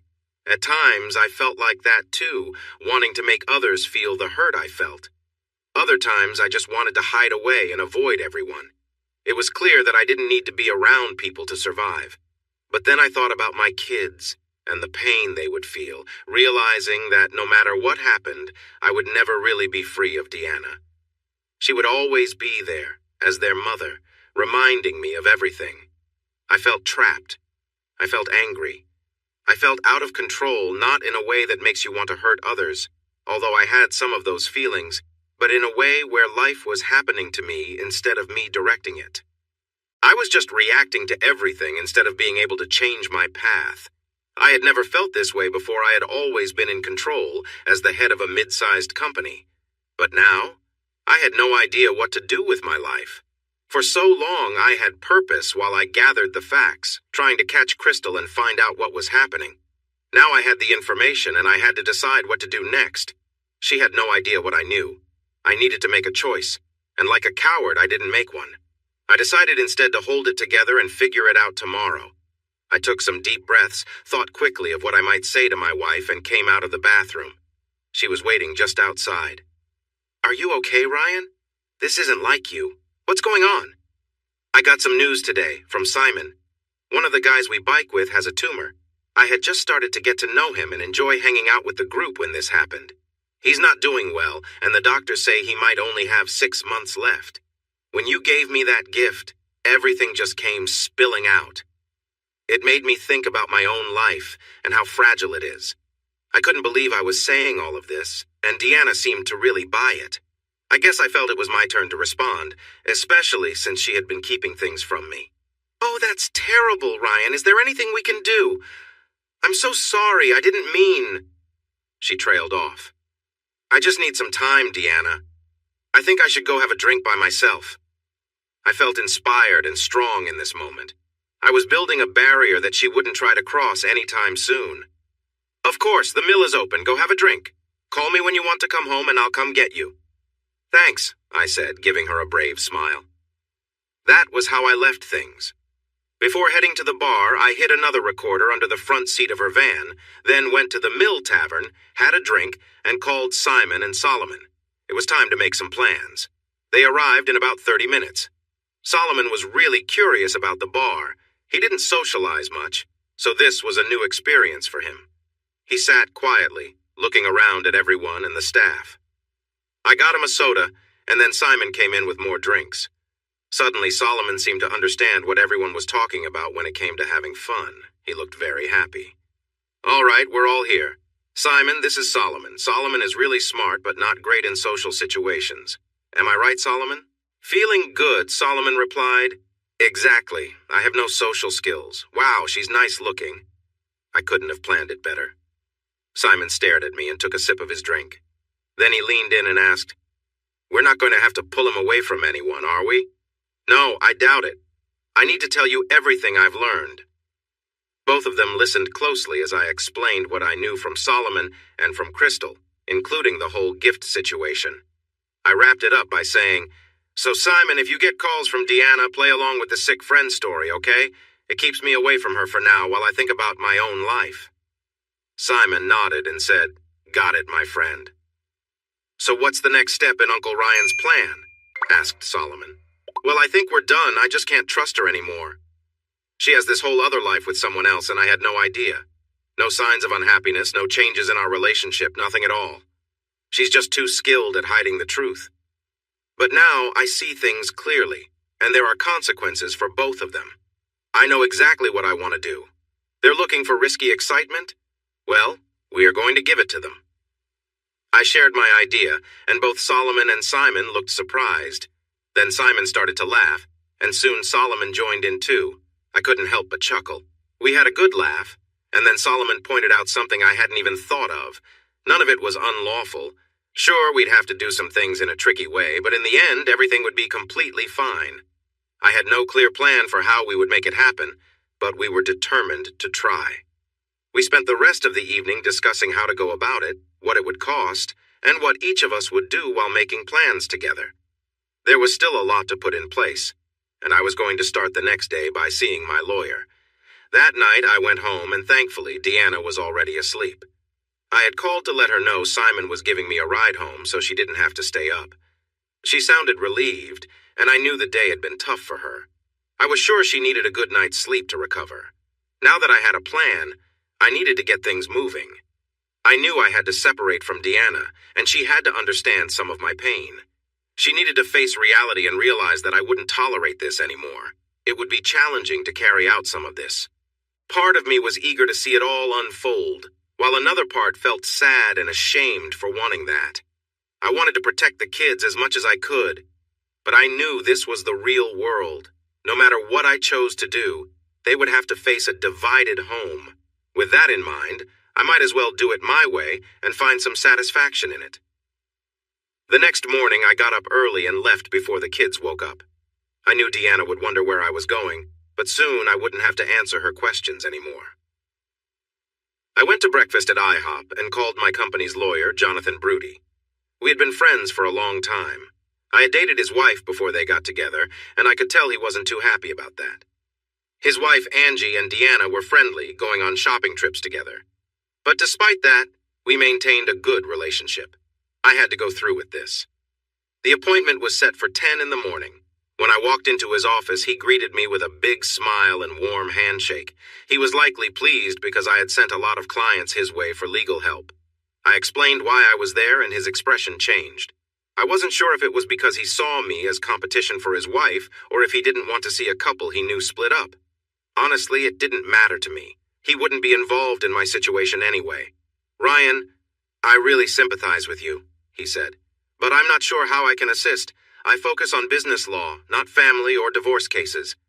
"I understand. I'm actually looking for advice on which divorce lawyers to consult. Could you give me a list of the best ones within 10 miles and the top 10 in Chicago? I want to have options."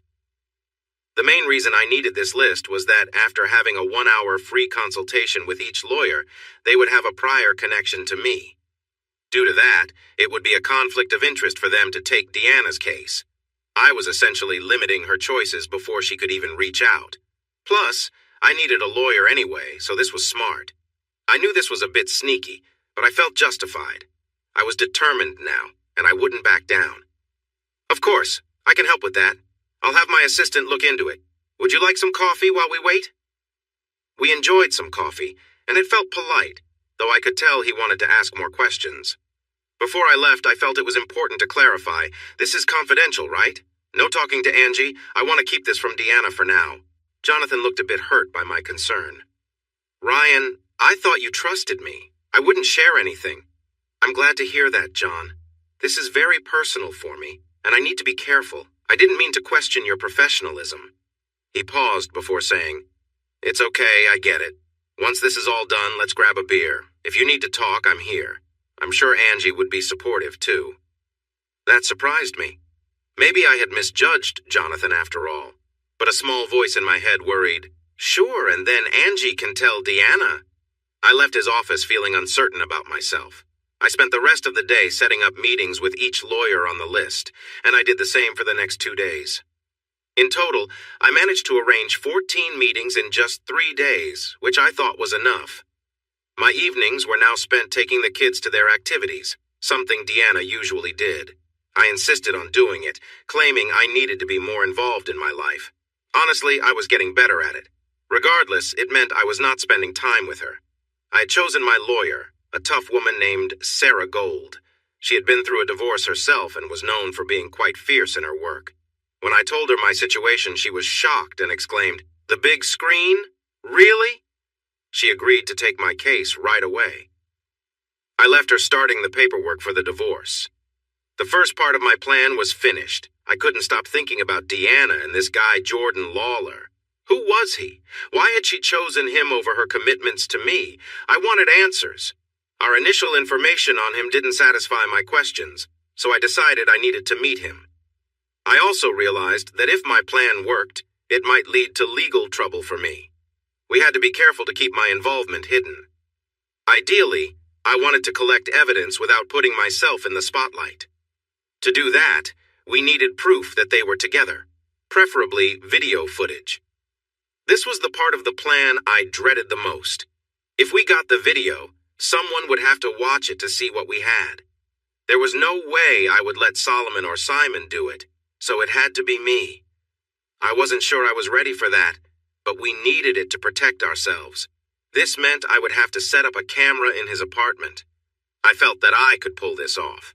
He probably didn't know me at all, especially if Deanna hadn't shared much about our family with him. I hoped she was keeping things separate, or it would be a rather awkward situation. I just needed to meet him and see what was so special about him. I talked to Solomon, and he set me up with a tiny Wi-Fi camera that was mostly battery. There was one issue. Its range was limited. We would need a nearby computer to record the feed. Solomon had an old MacBook that could work. We just had to find a place in the building to hide it, so it could catch the camera's signal and record everything. We also needed an external drive since the laptop's storage was too small. To be honest, I started to lose focus as we discussed the details. Again, the stories I read didn't really cover this kind of thing. They just showed people putting cameras in their houses, and that was it. It's a lot more complicated than that. Funny how those stories skip over the details. I had gotten the recorder from Deanna's car and listened to some of the conversations. Mostly it was just work talk or her chatting with friends. Apparently one of the girls in the book club was being unfaithful. How surprising. Hearing Deanna get upset about it almost made me sick. I mean, couldn't she have given some advice on keeping the husband clueless? She was really good at that herself. I listened to lots of bad music on the radio and small exchanges with people on the phone or when she ordered fast food at some chain place. Again, the stories don't talk about this, do they? They say things like, I listened to calls from that night without mentioning how boring that task really was. It's not a quick job, it takes hours. I got through 40 minutes, then I texted Solomon to ask if he had tips to speed it up. Within moments, he suggested I download a program called Audacity. This would let me open the recorded sound and see it as a wave. In no time, I could tell what was speech just by looking at the wave shapes. There was another program called Sound Forge that was even better and could do the work automatically, but Audacity was free and Sound Forge cost a lot, so being the cheapskate I am, I decided on Audacity. With this new method, listening went much faster and I soon heard the one conversation that broke my heart again. Hey. I noticed it wasn't even hey, it's me. Just hey. That showed a closeness that was much more than just a new romance. But then, if Crystal was right, this had been going on for more than 6 weeks, so I shouldn't be surprised, even if it made me feel really upset. You are bad, she said, laughing. You can't answer the phone like that. What if it was your mother calling? Oh, great. I know. I needed to check in. Sorry I haven't called. Things at home are a bit difficult right now, and I need some time here. He's going through something, and I have to be here for him. Yes, he came home from Madison, but he was unwell. Then he got some bad news about a friend, and he's been spending time with the kids. I know that's good for you, but it's hard for me. You know why. I'm not explaining this again. My home life is my home life, and you don't need to be part of that, just like they're not part of this. If you keep asking, I'll end it. Yes, of course I can. Just like that if I wanted to. Yes, of course I can. No, I'm not addicted. You might be, I'm not. She laughed, showing that she knew she was hooked but didn't want to admit it. That would be too obvious. Look, I need some time to think, okay? Maybe I could come by in a couple of days. Yes, I remember our plan. Not this week. We can do it next week. Which day? I don't know. All right, Thursday then. Are you happy now? Thursday evening. I can ask Crystal to cover for me. I'll say we need to prepare a house that night. But that wouldn't really happen. I wondered what excuse she would come up with instead. We won't have long, but enough. No, I can't stay. You know why. Yes, you do. Maybe we can plan a weekend later, but not now. Yes, you know it. No, I won't say it. I don't. I appreciate what you do, but I'm not going to say that. That's for my husband. Right, you can try, but I still have some doubts. No, I won't say anything that I have to deal with later. No. She was still laughing by the end, so all her denials didn't seem to matter much. I knew what he wanted her to say, and she was close to saying it. My marriage was in worse shape than I had thought. Okay, I'll see you on Thursday evening. Be home, and be ready. That was it. I sat there shaking, caught between anger and sadness at something ending that I couldn't control. I wondered if I could go upstairs and lie down next to my unfaithful wife without hurting her. I decided I wouldn't, and instead had 2 shots of whiskey and made myself comfortable on the couch. As I fell asleep, I crafted a story about my buddy being in the hospital and that the end was coming sooner than expected. That should help me avoid talks about going to bed. The next day, I called Crystal and arranged to visit the man her friend was seeing. I needed to do it before Thursday, and with 2 days to spare, I felt confident. I planned to act as though I was from out of town looking for a place in Chicago and wanted to meet the owner to learn more about it before making a decision. Crystal thought it was odd. Usually people didn't want to meet the sellers, but in this case, it made sense. She agreed to set it up. I didn't ask about her or Deanna. It was just easier that way. I had enough on my mind. The appointment was set for the next day, and again that evening, I found a way to get out of the house. I took the kids to see the latest Pixar movie, and afterward we had dinner at Red Robin. Deanna was okay with it since she had plans for the next evening. This gave her a rare chance to relax at home alone.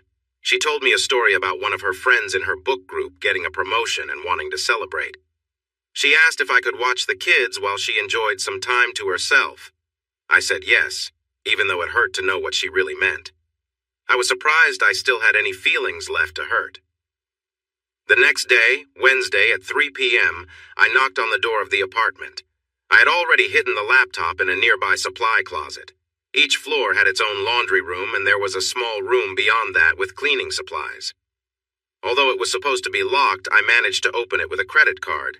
I placed the laptop on the floor and covered it with some paper from the laundry room.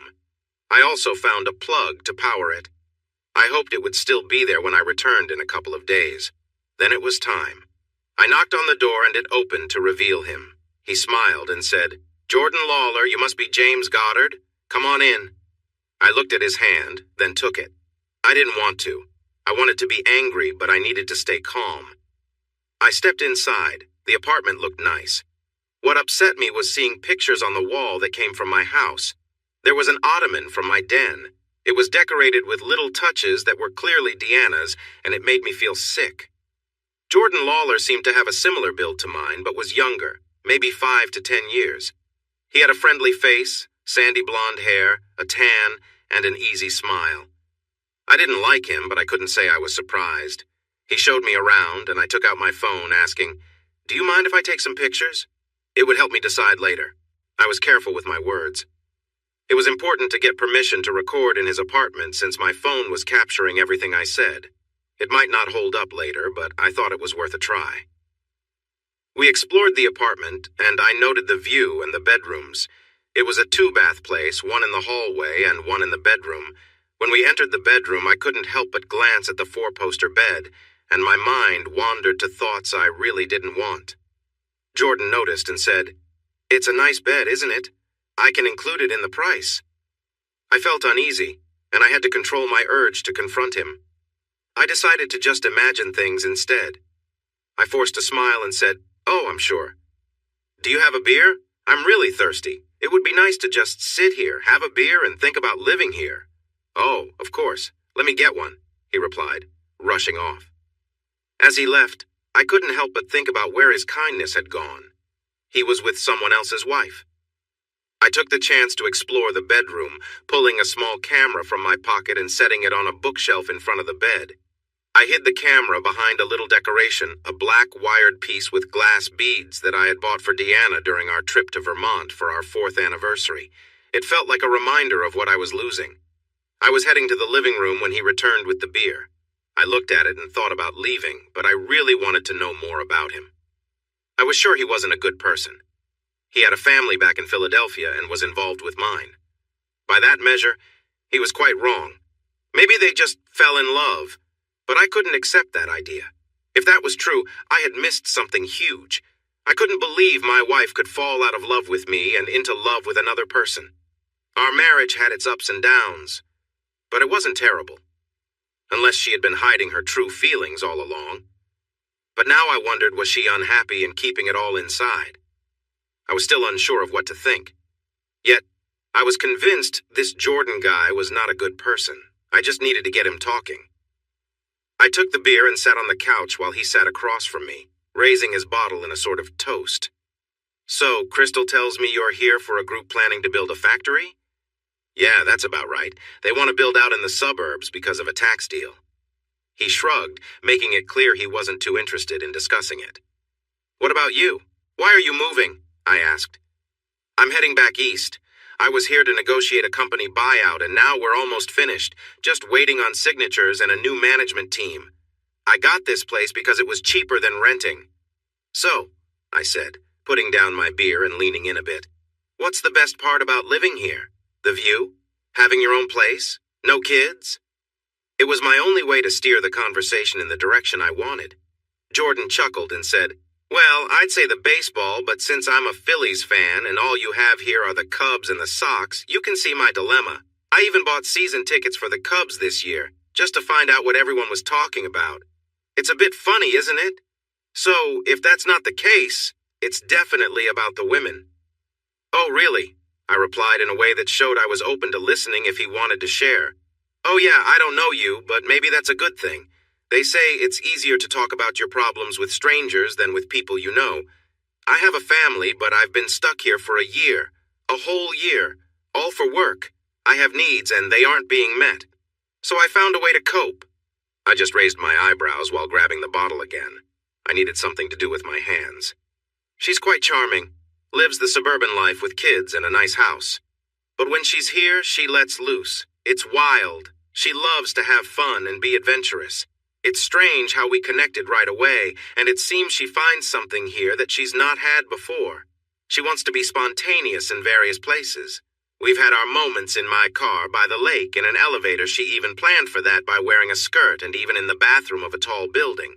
Apparently the view from that bathroom is amazing, even if I didn't notice much because I was focused on her. I listened to him, amazed that I could stay calm. I was recording everything on my phone, but like a stubborn habit, I couldn't stop myself from digging deeper. Are there any feelings? Or is it just a casual thing? Feelings. Well, not really. We both know this isn't going to last. I'll be heading back east soon. I'm not leaving my family for her. But as an escape, I really enjoy it and wish I could stick around longer. I've never felt this drained by anyone before. I'll be coming back often, and you can bet she'll be the first person I call. But about feelings, can I be honest? I motioned for him to continue. Honestly, I want her to tell me she loves me, even though I don't know why I need to hear that. I've tried to get it out of her, but nothing yet. I think it's only a matter of time. I understood. I needed to figure out how to handle this situation, but I couldn't rush into anything. For now, I just needed to listen. What about her life at home? Isn't this risky? For you too? I think that adds to the thrill for her. As for me, her life is far away and I haven't shared any details about myself. If she texts me when I'm home, I simply get a new phone. It solves the problem. She doesn't even have my email. As for her home life, it can't be too great if she's seeking this kind of attention, right? She didn't think twice when I suggested we spend some time together. She didn't hesitate at all. In just a moment, she was on the bed looking for my attention. It was clear her husband wasn't giving her what she needed, but that wasn't my concern. I knew I had to leave before I lost my temper with him. I set my beer down and said, I should go. Thanks for showing me around and for the talk. I'll think about this over the next few days. You'll hear from me soon. I meant it. I walked to the door and he followed me. Then he said something that really bothered me. You know, I could probably set you up with her. You take the place, and I bet I can get her to help you out, too. Same deal. I couldn't bear to look at him. If I did, I knew I wouldn't be able to control myself. I couldn't afford to end up in jail for someone else's mistakes. I rushed to the elevator, feeling shaky. I needed a drink. I headed straight back to Crystal Lake and met Solomon at a bar near Main Street. He had already been there for a while. He was in good spirits, but had enough sense to stay focused. So, I've been looking into, he said with a smile. Have you? I replied, ordering a large beer. Solomon often avoided being too clear in public. I found it a bit odd, but I needed his help, so I went along with it. What have you discovered? I asked. His grin widened. There were 4 empty beer bottles on the table, so he had reason to be in a good mood. Everything is sorted out. It took a while, but I spoke to a few people in LA who know about this. I even did a practice run in San Diego to see if I could handle it. With the tools I have, everything worked perfectly. The software is impressive. It simplifies the whole process. That's great, I said. Solomon didn't notice that I just wanted to drink because he asked, "Is everything set up?" My drink arrived, and I nodded before downing it in one go. Just then, Simon joined us at our table with a proud look. "Mission accomplished," he cheered, waving to the waitress. I raised an eyebrow, finishing my drink. I found 3 of them at a bar downtown. A bar? At lunchtime? I asked. They're that kind of crowd. I asked someone nearby, and they told me that's where they hang out. Did you find our target? I inquired. Oh, yes. I found 3, and 1 was the guy we needed. That's lucky, I said. We had a list of 7 names, but didn't know whom we were actually looking for. The waitress returned, and we ordered more drinks. More than you know. When I sat down and explained our plan, they couldn't stop laughing for 5 minutes. They're in a good position. What's even better is that another guy had an idea, and he's going to take care of it. Simon explained what the other guy suggested while our drinks arrived. When he finished talking, we all raised our glasses to celebrate. How much is this going to cost? I asked, a bit worried about the expense.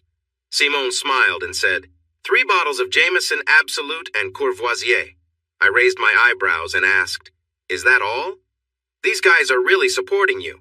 One of them had a rough time with an ex, and they're all eager to balance the score. You told them what to say if anyone asks? I did. They were already on board. It was the obvious choice. Okay. We need the video, and I'll get that in a day or so to protect ourselves if needed, plus a few pictures. Now the next question is, should we talk to his wife? Should we give her a warning? We know this could affect her marriage, too. We had found Michelle Lawler on Facebook linked to her husband's account. We saw family photos, their address, everything. The question was whether we should inform her of our plans. Honestly, Simon said, No offense, Ryan, but you're too soft-hearted. If she tells you to drop it and that she'll handle her husband, what then? You'd walk away without closure. The truth is, he's not a good person, and she needs to know in a way that shakes her. She should be mad and upset enough to make a strong decision for herself. I looked at Simon, considering what to say. He voiced my thoughts, but they felt selfish. I was hurt, and in a way I was also harming someone else's life. But from another view, I wasn't entirely to blame. My wife and that man had already caused the hurt. The problem was that his wife didn't realize it yet. I was simply revealing the truth to her. While my approach might be dramatic, it meant she would know either way, and it gave me some sense of satisfaction. Finally, I nodded at Simon and said, I agree. Then I turned to Solomon and asked, Are you sure everything is ready? Has it all been tested? It is. We are all set to go. Tomorrow. I felt the need to use the restroom, so I quickly headed there. When I returned, I noticed that both Simon and Solomon were trying hard to look casual and not at each other. They seemed to be holding back laughter. Something amusing must have happened while I was away. What's going on? Simon looked at me with wide eyes as if innocent, and Solomon focused on his beer. What? No, what have you two done this time? I asked, a bit frustrated. I realized I had left my iPhone on the table when I went to the bathroom, and it was unlocked. Another silly mistake. I glanced at my friends, who I suspected had tampered with it. When I picked up my phone, I expected to see a silly post. To my surprise, there was nothing. I knew they had done something, but I didn't have time to figure it out then. Instead, I poured some whiskey down the front of my shirt. Simon noticed and sat up, concerned. Solomon paused with his drink. Don't worry, just avoiding any plans tonight, I told them with a smile. Simon, can you give me a ride home? Simon agreed, and on the way I received a work message. I used Siri to reply, and that is when I found out what my friends had done. Siri called me bitch instead of my usual nickname. Very funny, I said to Simon, who tried hard not to laugh. When we got to my house, I acted like I was drunk as I walked inside. Deanna came into the kitchen right away when she heard me. I was trying to make coffee, but kept making a mess. Are you drunk, Ryan? She asked, disapproving as she sniffed the air. I just grinned at her. Kind of. Oh, what are you wearing? Deanna had on a light nightgown and a cardigan. She pulled it tightly around herself and crossed her arms. It seemed like she had been getting ready for something nice, but my arrival changed that. I stood there swaying slightly and smiled foolishly. She shook her head and said, "Sleep it off on the couch, you goof," then went upstairs. I waited until she was gone to finish my coffee and see what I had recorded on TV. The next day I got up early, telling everyone I was going to work, but I really spent my time at the movies and then at a tavern nearby.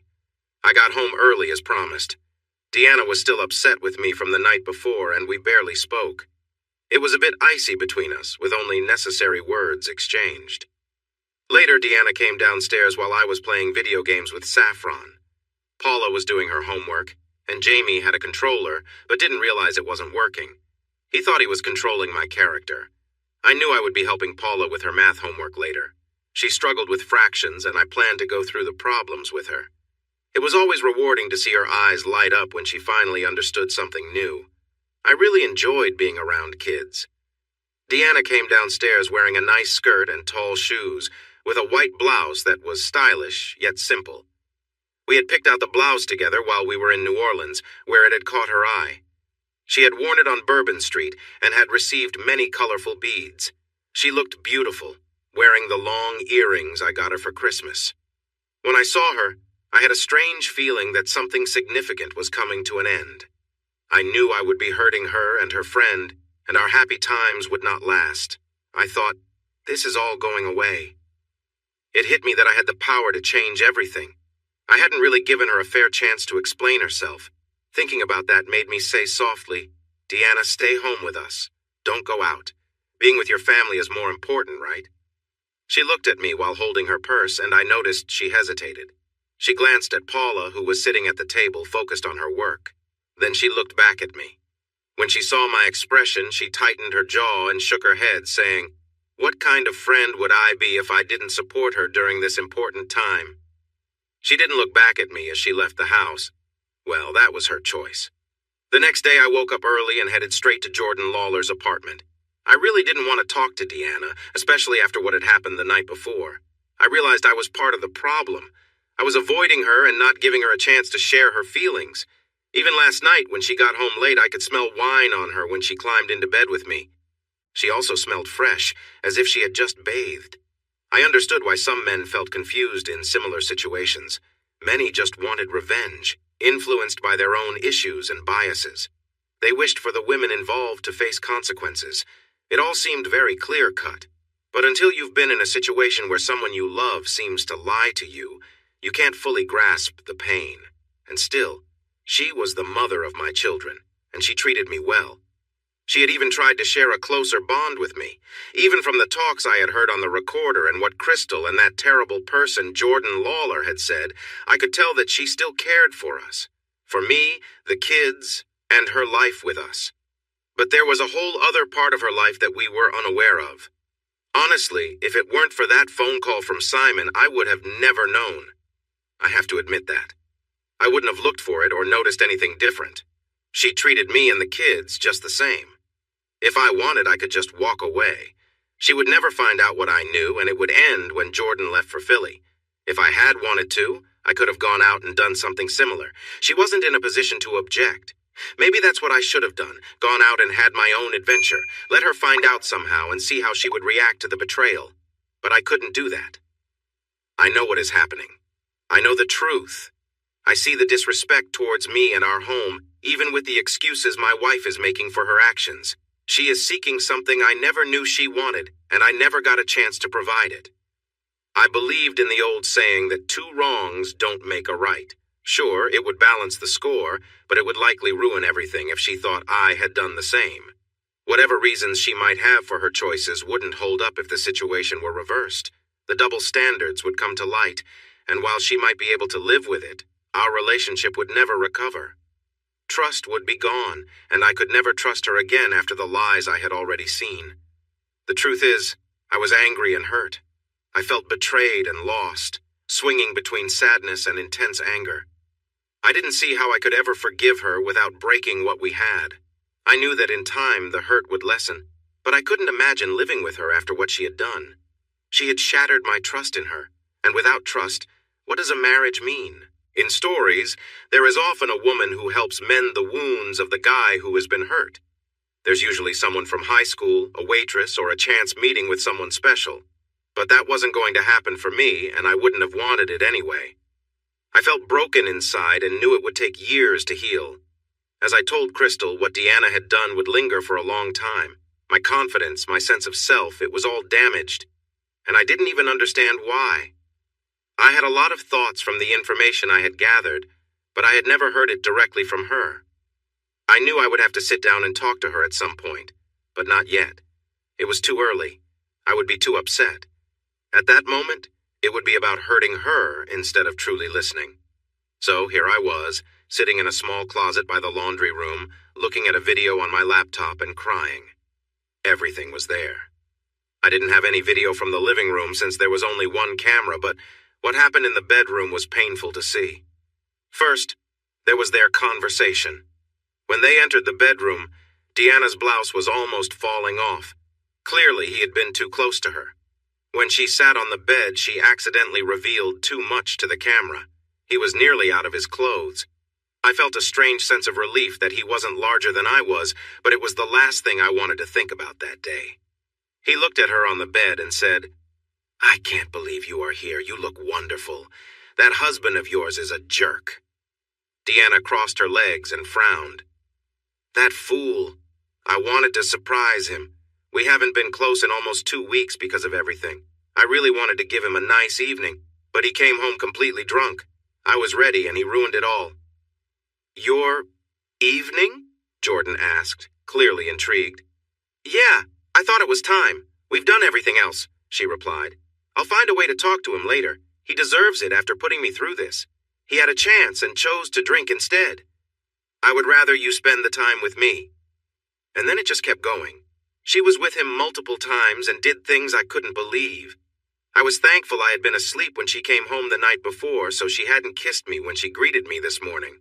He still tried to get her to say she loved him. There were lots of, "Oh man, I love this with you, don't you? And I'll miss this when I'm back in Philly. Don't you feel the same?" And other obvious attempts to get her to express feelings for him. I thought I would be numb by now. The evidence was clear and I couldn't deny it. I wasn't misunderstanding anything. I felt betrayed in the worst way. But I wasn't numb. It was so hard to watch. I kept pausing it, crying, then forcing myself to continue. I needed to see everything. Even if it hurt, I had to stay true to my path. I loved her, but I had to respect myself enough to confront this situation. The ending was painful. Deanna had just finished her shower and was getting dressed while he lay on the bed, relaxed and content. "So, heading back to suburbia?" he asked with a hint of disdain. "Back to suburbia," she replied. "Doesn't that get dull?" She paused while pulling up her socks, looked at him and said, "Why do you think I'm here? Of course it does. Kids, meetings, a husband who talks endlessly about his day. It's exhausting, but it's my life. And I do love my children and the stability it brings. I care for a good man, and I feel the same way about him. But sometimes it just isn't enough. I know this won't last, but I plan to enjoy it while I can and create memories." Jordan smiled and made a suggestive gesture. "So, you'll think of this when you're with him, right?" She smiled back and said, "I'm already doing that, my dear." That remark struck me hard, even if I mixed up my words. I spent half an hour editing the video and saving it onto a USB drive, then packed up my computer and cords and left the building. I walked into Sarah Gold's office, confident like I belonged there. She looked up from her screen and leaned back in her chair. "Aha, so we have more evidence?" was her first question, skipping any pleasantries. I placed the USB drive on her desk. She glanced at it, then at me, and picked it up. "This better not have any viruses." She plugged it in and opened it. A list of files appeared, with the video on top. Naturally, she clicked on it first and watched for about a minute before shutting it down and saying, "That's enough of that." Then she turned to me and asked urgently, "Where did you get this?" "From his place." She sighed and rolled her eyes. "You fool. There's no way this could be used in court. Did you break in and set up the camera?" "Play acceptance wave," I replied. She selected that file and I appeared on the screen asking Jordan Lawler for permission to record at his home, with him agreeing. "Smart move," Sarah said sharply, "but a good lawyer will tear that apart. He wasn't granting permission for you to record his private life. Oh, I know, I said, taking a seat in front of her desk. But I'm certain that just mentioning this will change things. I really needed to find out if it was happening, and now I know. Plus, it could be helpful if we face any complaints.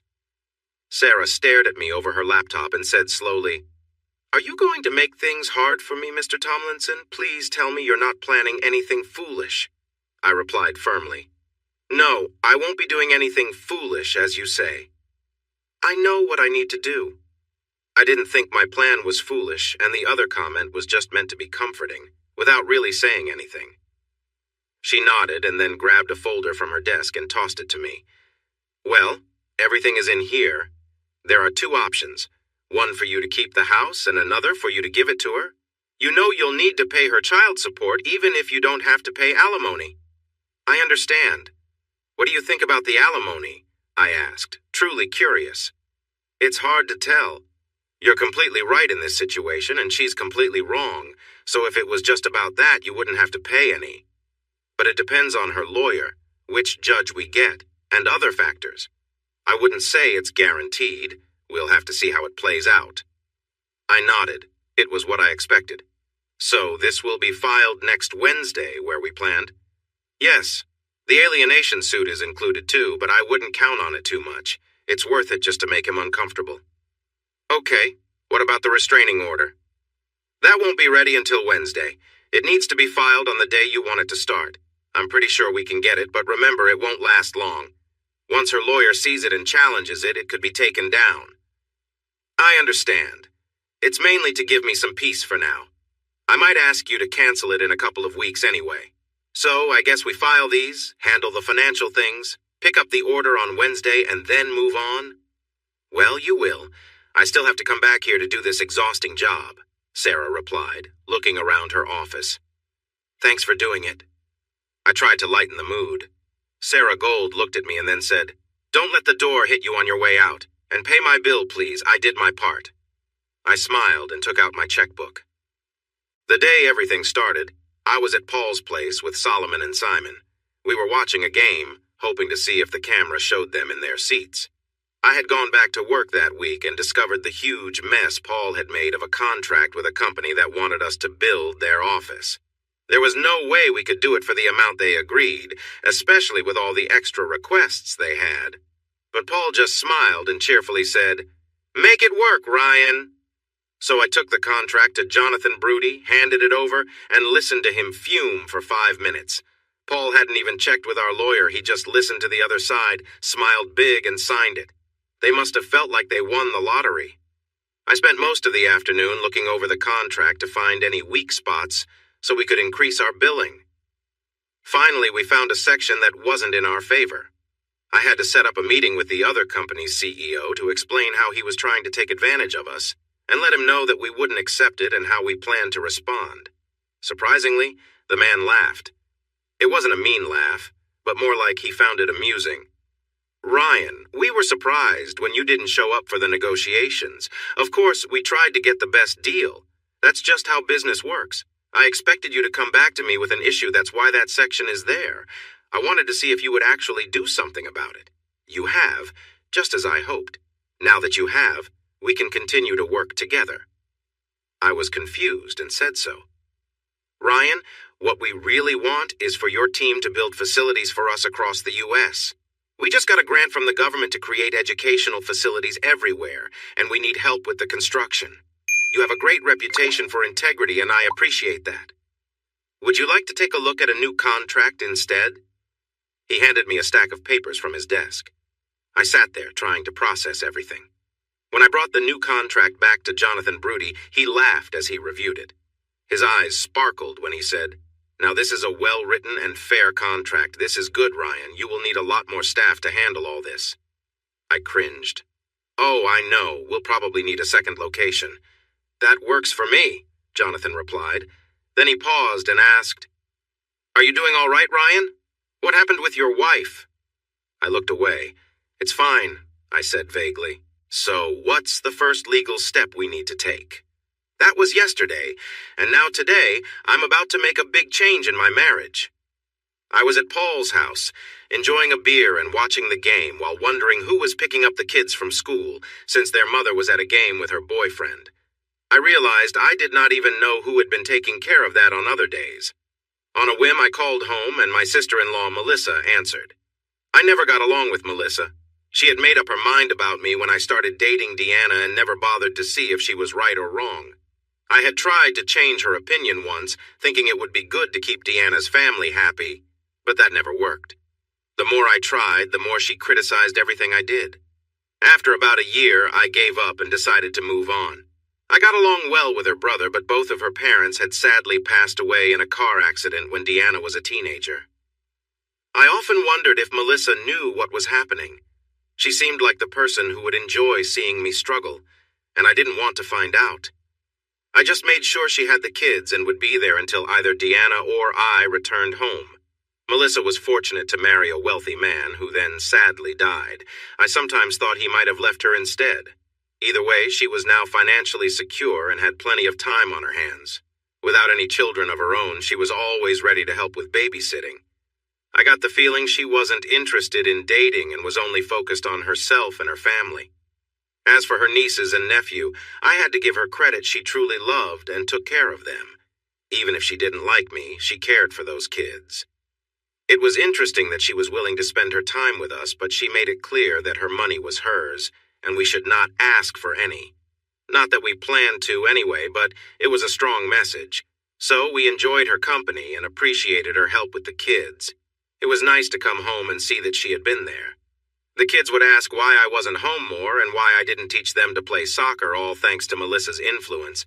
Deanna just laughed at their questions, but I found it frustrating, to be honest. Anyway, I talked to her for a few minutes, and before I hung up, I asked if she still had the extra room at her place. She said she did and wanted to know why I was asking. I hinted that she might be getting a roommate soon and left it at that.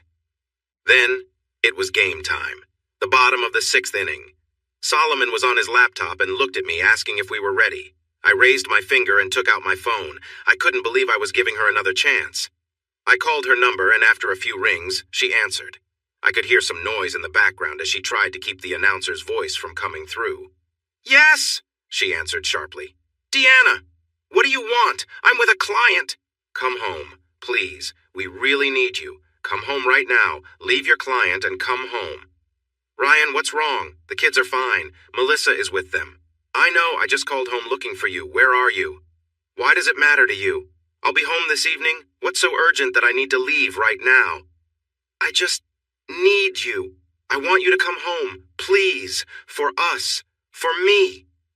Ryan, I'm in the middle of an important meeting. I can't leave now. I'll be home this evening. We can talk then. Whatever it is, it can wait. She hung up the phone. Tears rolled down my face as I nodded at Solomon. Simon placed his hand on my shoulder and reassured me, "This is what needs to happen, my friend. Everything will be okay." Solomon began typing and said, "We've been connected since the game started. I can see the director's commands." On the TV, the game was on, and suddenly the stadium's big screen displayed a message during a break in the action. "Hey, folks," it announced. "Remember these two from a couple of weeks ago?" Then it showed a quick image of my wife and Jordan with a label saying Kiss Cam at the bottom. "They are back here today." This is where it got complicated. I had asked Simon to talk to the cameramen whose names appeared in the credits of the last game and explained our plan. One cameraman agreed to help us. We requested that when the Jumbotron mentioned this couple, he would find them with his camera and zoom in on them. This was our challenge. There were 7 cameramen in the stadium, and we didn't know which one was facing where Jordan had his tickets. He was the one we needed the most. Luckily, one of the other cameramen laughed and said that when the big screen started to show that couple, he would zoom in to ensure the details were shared on the national feed. Solomon was switching between 2 laptops. One controlled the Jumbotron, and the other managed the vision mixing software used to decide which camera was being shown. The issue was that the software simply labeled the camera numbers, and we had no way of knowing which camera was which. We'd been watching throughout the game, trying to match the camera numbers chosen by the director with what we were seeing on the screens to identify each camera. We figured it out and were now able to display any camera we wanted on the Jumbotron. and we did. The cameraman on camera number 5 helped us out by focusing on Deanna and Jordan. They were watching the big screen and laughing, pointing at themselves when Solomon changed the feed to that camera. On the TV showing the game, we could also see the big screen since the other cameraman had zoomed in on it for everyone to see. Next, the screen showed a photo of Deanna from her birthday party last year. "This is Deanna Tomlinson," read the caption. Then it changed to a photo of Jordan from his Facebook page. Her companion is Jordan Lawler. After that, it showed a picture of me. Deanna is married to Ryan Tomlinson. Then there was a photo of Jordan's wife and kids, also from Facebook. Jordan is married to Michelle Lawler, back in Philadelphia. The feed switched back to Deanna and Jordan, who looked upset. Jordan was searching around, shouting something. Neither of their spouses know that Deanna and Jordan are here, as they have been every Wednesday for weeks. The screen then showed a cropped image of Deanna and Jordan, carefully composed to display their faces. It was clear they were together, but nothing inappropriate was visible. "Deanna and Jordan are cheaters. We just thought you'd like to know." After that, we handed control of the big screen back to the staff at Wrigley Field, who were likely in a frenzy. The image remained on the live feed from camera 5. Jordan had left, and Deanna was sitting alone, looking very upset. As soon as they left the field, process servers were waiting at their cars. Jordan was served with a notice about his actions, and Deanna received both a restraining order, which had been filed that morning, and divorce papers. Originally, I thought about serving them right there on the field and having the last words on the screen be, "You've been served." But that would have pointed directly to me. Although it was pretty clear I was involved, Solomon assured me he had a way to keep my identity hidden.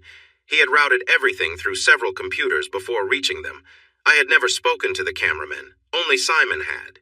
If they were shown my picture, they could honestly say they had never seen me before. So I settled for this outcome. It was done. I spent the day closing accounts and canceling credit cards, leaving only the main account open because Deanna relied on the debit card linked to it. I took my name off the account to avoid any alerts. That was that. I turned off my iPhone, nodded to my 2 partners in this plan, and left saying, I need to finish fixing the locks. I got home in about 20 minutes, and when I walked in, Melissa was upset. "What did you do? Deanna was on my phone, crying and shouting. Did something happen at a game?" I sighed, grabbed a diet soda from the fridge, and said, "Melissa, here's the situation. Deanna has been unfaithful to me for weeks. I found out, and I've taken steps to protect myself. She has a restraining order until we sort out visitation. She can't come here. I've packed her stuff and put it in the garage. That's why I mentioned needing a new roommate. She won't be living here." Melissa was really angry, but I sensed some understanding in her, too. She muttered, "Why can't people just be faithful?" Then she nodded and said, "I'll handle her. You'll need to talk to her." "I know, just not right now. I'm still too upset. When she gets here, give her the bags and tell her she can't come inside. If she tries to, I've already changed most of the locks. I just need to finish the garage door. Besides, if I need to, I can call for help, and she'll end up spending the night away. She doesn't want that. She's been through enough today. The divorce details are clear in the paperwork, and I'm being fair, so she should accept it." Melissa sighed, then did something surprising. She hugged me. I was taken aback. "It's terrible, isn't it?" I looked at her and nodded. Tony, her husband, was unfaithful all the time. No one knew. I stayed because I loved him and, well, the money. But it really messes with your self-esteem and how you treat others. I'm so sorry, Ryan. It's so frustrating that my sister would do this. I just can't understand. She loves you and enjoys her life here with the kids. She tells me that all the time. What's going on? I don't know either, Melissa. Maybe she'll explain when she's ready. I really have no idea. For the next hour, Melissa and I talked like we never had before. I learned that her trust in men was gone because of Tony's actions. I didn't think she liked me anymore by the end, but at least we understood each other better. And that counts for something, right? Then Deanna showed up and chaos began. She tried the front door but found it locked. Then she moved to the windows and started banging on them, calling my name. Melissa went outside to try and calm a very upset Deanna, who was yelling for the kids. I had already told the kids to stay upstairs. I explained to the kids that Mommy had done something not so good and that she was going to stay with Aunt Melissa for a while. I reassured them that they would still see her a lot, just not at home for now. I also mentioned that Mommy might feel sad and might raise her voice sometimes, but that was okay. It was just her way of showing feelings, kind of like when they hurt themselves. It took Aunt Melissa nearly 30 minutes to calm Deanna down so she would stop banging on the windows. I heard the garage door open and the sound of bags being taken out, and then Deanna came back, looking through the kitchen window. I stood in the doorway so she couldn't see me, but I could see her. "Ryan? Ryan, is that you? I need to talk to you. Please, Ryan, please. You can't take my kids away from me, please." I couldn't help but laugh a little when I noticed she was only worried about the kids. She wasn't thinking about me or what had happened. She just wanted her comfortable life back. I stayed quiet and watched her as she looked around, probably hoping to find me. She must have thought I would be there since Aunt Melissa was around and the kids would be too. "Ryan, please. It was nothing. I love you, Ryan. Only you. You have to believe me. I need to talk to you, please." I didn't move, and after a few minutes, Aunt Melissa came over and gently led Deanna away, talking to her quickly. I heard the cars start up and saw Aunt Melissa's car drive off, which was smart since Deanna wasn't in the best shape to drive. That was the last I saw of Deanna for 3 weeks. Not that she didn't try to reach out. She called, texted, and emailed often. She didn't seem to care about the restraining order. Honestly, I wasn't going to enforce it. It felt more like a gesture to me. After 2 weeks, I actually had it removed once things calmed down. I just hadn't gotten around to informing her. 2 weeks later, my lawyer, Sarah Gold, called to tell me that Deanna had hired her own lawyer using Aunt Melissa's help. He was reportedly a low-profile lawyer, which didn't bother me. But Deanna was firmly refusing to agree to a divorce or any separation.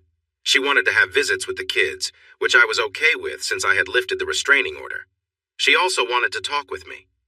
I knew this was coming, and I recognized that I would have to allow it. I wanted to understand her reasons, but I realized I needed more time to process everything first.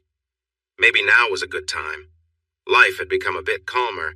Deanna had seen the kids. Aunt Melissa had taken them over to see her, and we had started to find a routine again. The kids were still asking me a lot of questions about where Mom was and why she wasn't home, but they were also carrying on with their lives.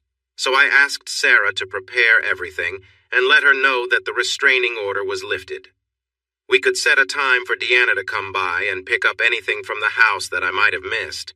We decided to meet at Red Robin at 3 p.m., hoping it would be somewhat quiet.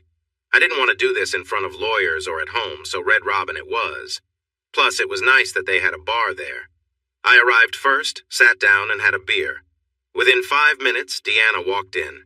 She was always on time. She wore a long dress that caught my attention. Even with her puffy eyes, she looked nice, and it tugged at my heart. She smiled a little shyly and said, "Starting early, I see?" while pointing to my beer. "You've driven me to this," I replied, trying not to sound too bitter. Her smile faltered, but she worked to shake it off as she sat down across from me. "Well, this is your chance. Just say what you need to," she said. I wanted to learn more, but I wasn't going to push her with questions. "Okay, here goes. First, I am truly sorry. I can't understand why I did what I did. I must have lost my mind." I interrupted her. "No, you weren't confused. You chose to betray me, our marriage, and the kids. You knew exactly what you were doing. You even had your rules to protect yourself at home. You weren't lost at all. You knew what you were doing." She looked at me surprised. I realized she didn't know everything I had found out. "I know what you mean. I just don't know what made me act this way. I love our life. I love our kids. I love you. You are such a good person. I know what I did was wrong, but I don't truly understand why. I have some ideas. For one, your sudden thrill-seeking. I don't understand why you didn't come to me. Why didn't you talk to me? I thought we were okay and you wouldn't need to look elsewhere. But maybe I just don't know. You've been talking to Crystal. That sounds like her. How do you think I found out what was happening?" She sat quietly, taking this in. "That makes sense. She didn't want to cover for me, and that's why I lost my job. You knew, right? After the stadium incident, she asked me to gather my things from the places I staged. She said Royalty Realty didn't want people like me who got too much attention. I left my things at Jordan's place." I really didn't want to go back there, and I knew he didn't want to see me either. The only time we talked, he called to yell at me because his wife is leaving him. She must have found a video of us, and that was the end of it. He blames me, I blame him, and it feels like a silly cycle we can't escape. Deanna never used bad language, so hearing it from her was surprising. "Can I get a drink?" she asked. "Sure," I replied, and signaled the waitress. Deanna ordered and then sat quietly until her drink arrived. "He went crazy when he saw your picture on the scoreboard at the stadium," she said. "He recognized you from when you came to see his apartment. In that moment, he knew everything was going to come out. He got really upset, swore a lot, and then just left me there. I sat and cried, understanding what it all meant. After that, I went to my car and found this girl waiting for me. She was chewing gum, looking very casual, and she asked my name and handed me an envelope." Deanna paused as a tear rolled down her cheek. She wiped it away and took a deep breath to steady herself. "I told myself I wouldn't cry. I didn't think you deserved that." "What did I deserve, Deanna? What do I deserve now?" I asked gently. I didn't want to yell at her. I felt there was no point. "Better than me, that's for sure," she said quietly, looking down. I just stared at her. I wasn't going to argue, but I didn't have much to say either. There was a long pause as she tried to find the words. "I had a speech already, you know, everything I wanted to say, but now that I'm here and you're over there, you seem so steady and I feel like a wreck." She took another deep breath. "Okay, let's get to it. First of all, you're not just a messy suit. Well, maybe you are, but you're way more than that. You're a great father, a wonderful man, and any woman would be lucky to have you. Don't listen to what Crystal says. She's just upset that her marriage is falling apart and is looking for attention in all the wrong ways. Before she let me go, we talked about what was happening in our lives. She helped me see things I had been ignoring. The main thing you should know is that you didn't do anything wrong. I take full responsibility. Don't let this hurt how you see yourself because of my mistakes." I didn't agree with her, but I felt I needed to say something. "Easy for you to say you're not the one who was betrayed. Do you know what that feels like? It makes you question everything you've ever done.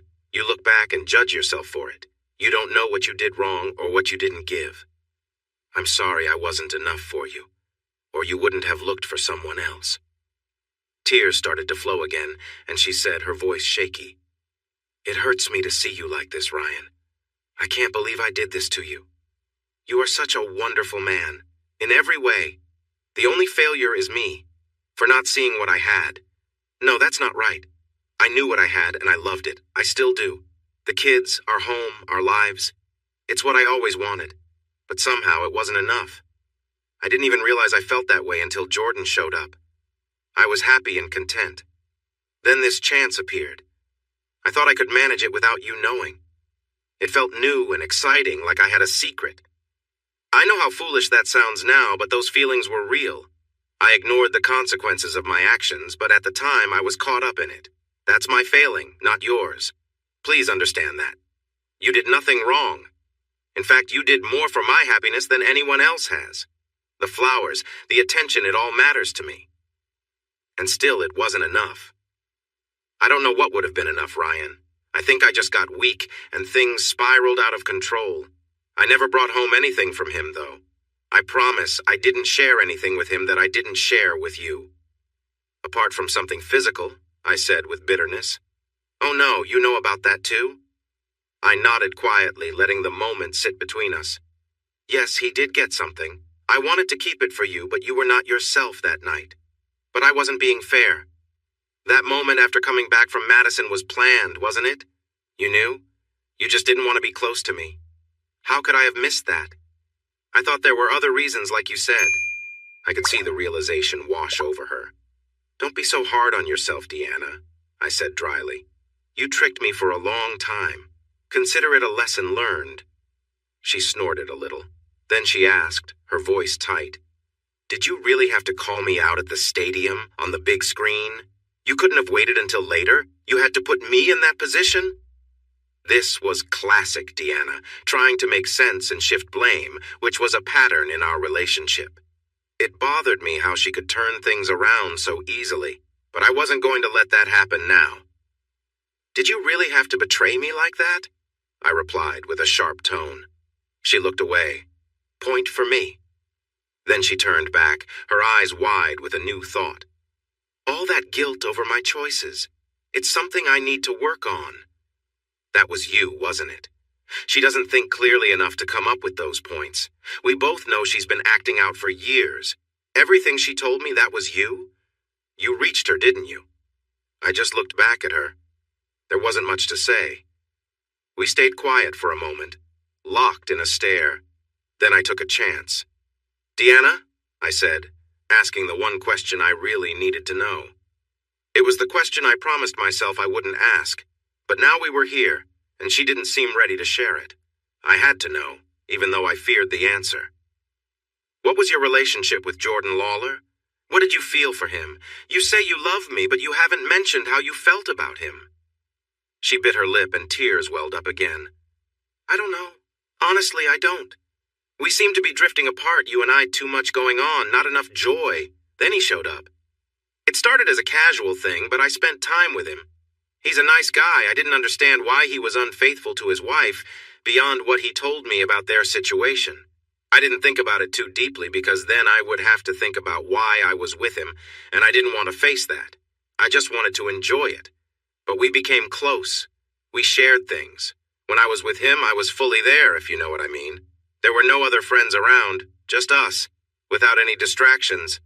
You naturally become closer to someone like that. He was funny and charming, and he made me laugh and feel important. He reminded me of a younger you. You would have liked him if you met him. I just stared at her, feeling hurt. Well, maybe not, but I'm not sure what we were. We weren't in love. I made that clear. We both knew it was temporary. I think we were both infatuated, with each other and with what we were doing. The risky adventures? Yes, she admitted. I don't even know how that started. He suggested a surprising place one time, and I thought, why not? Once I did that, it became a thing, the possibility of getting caught. It felt so exciting. Why didn't you come to me? Why couldn't I be the one you turned to?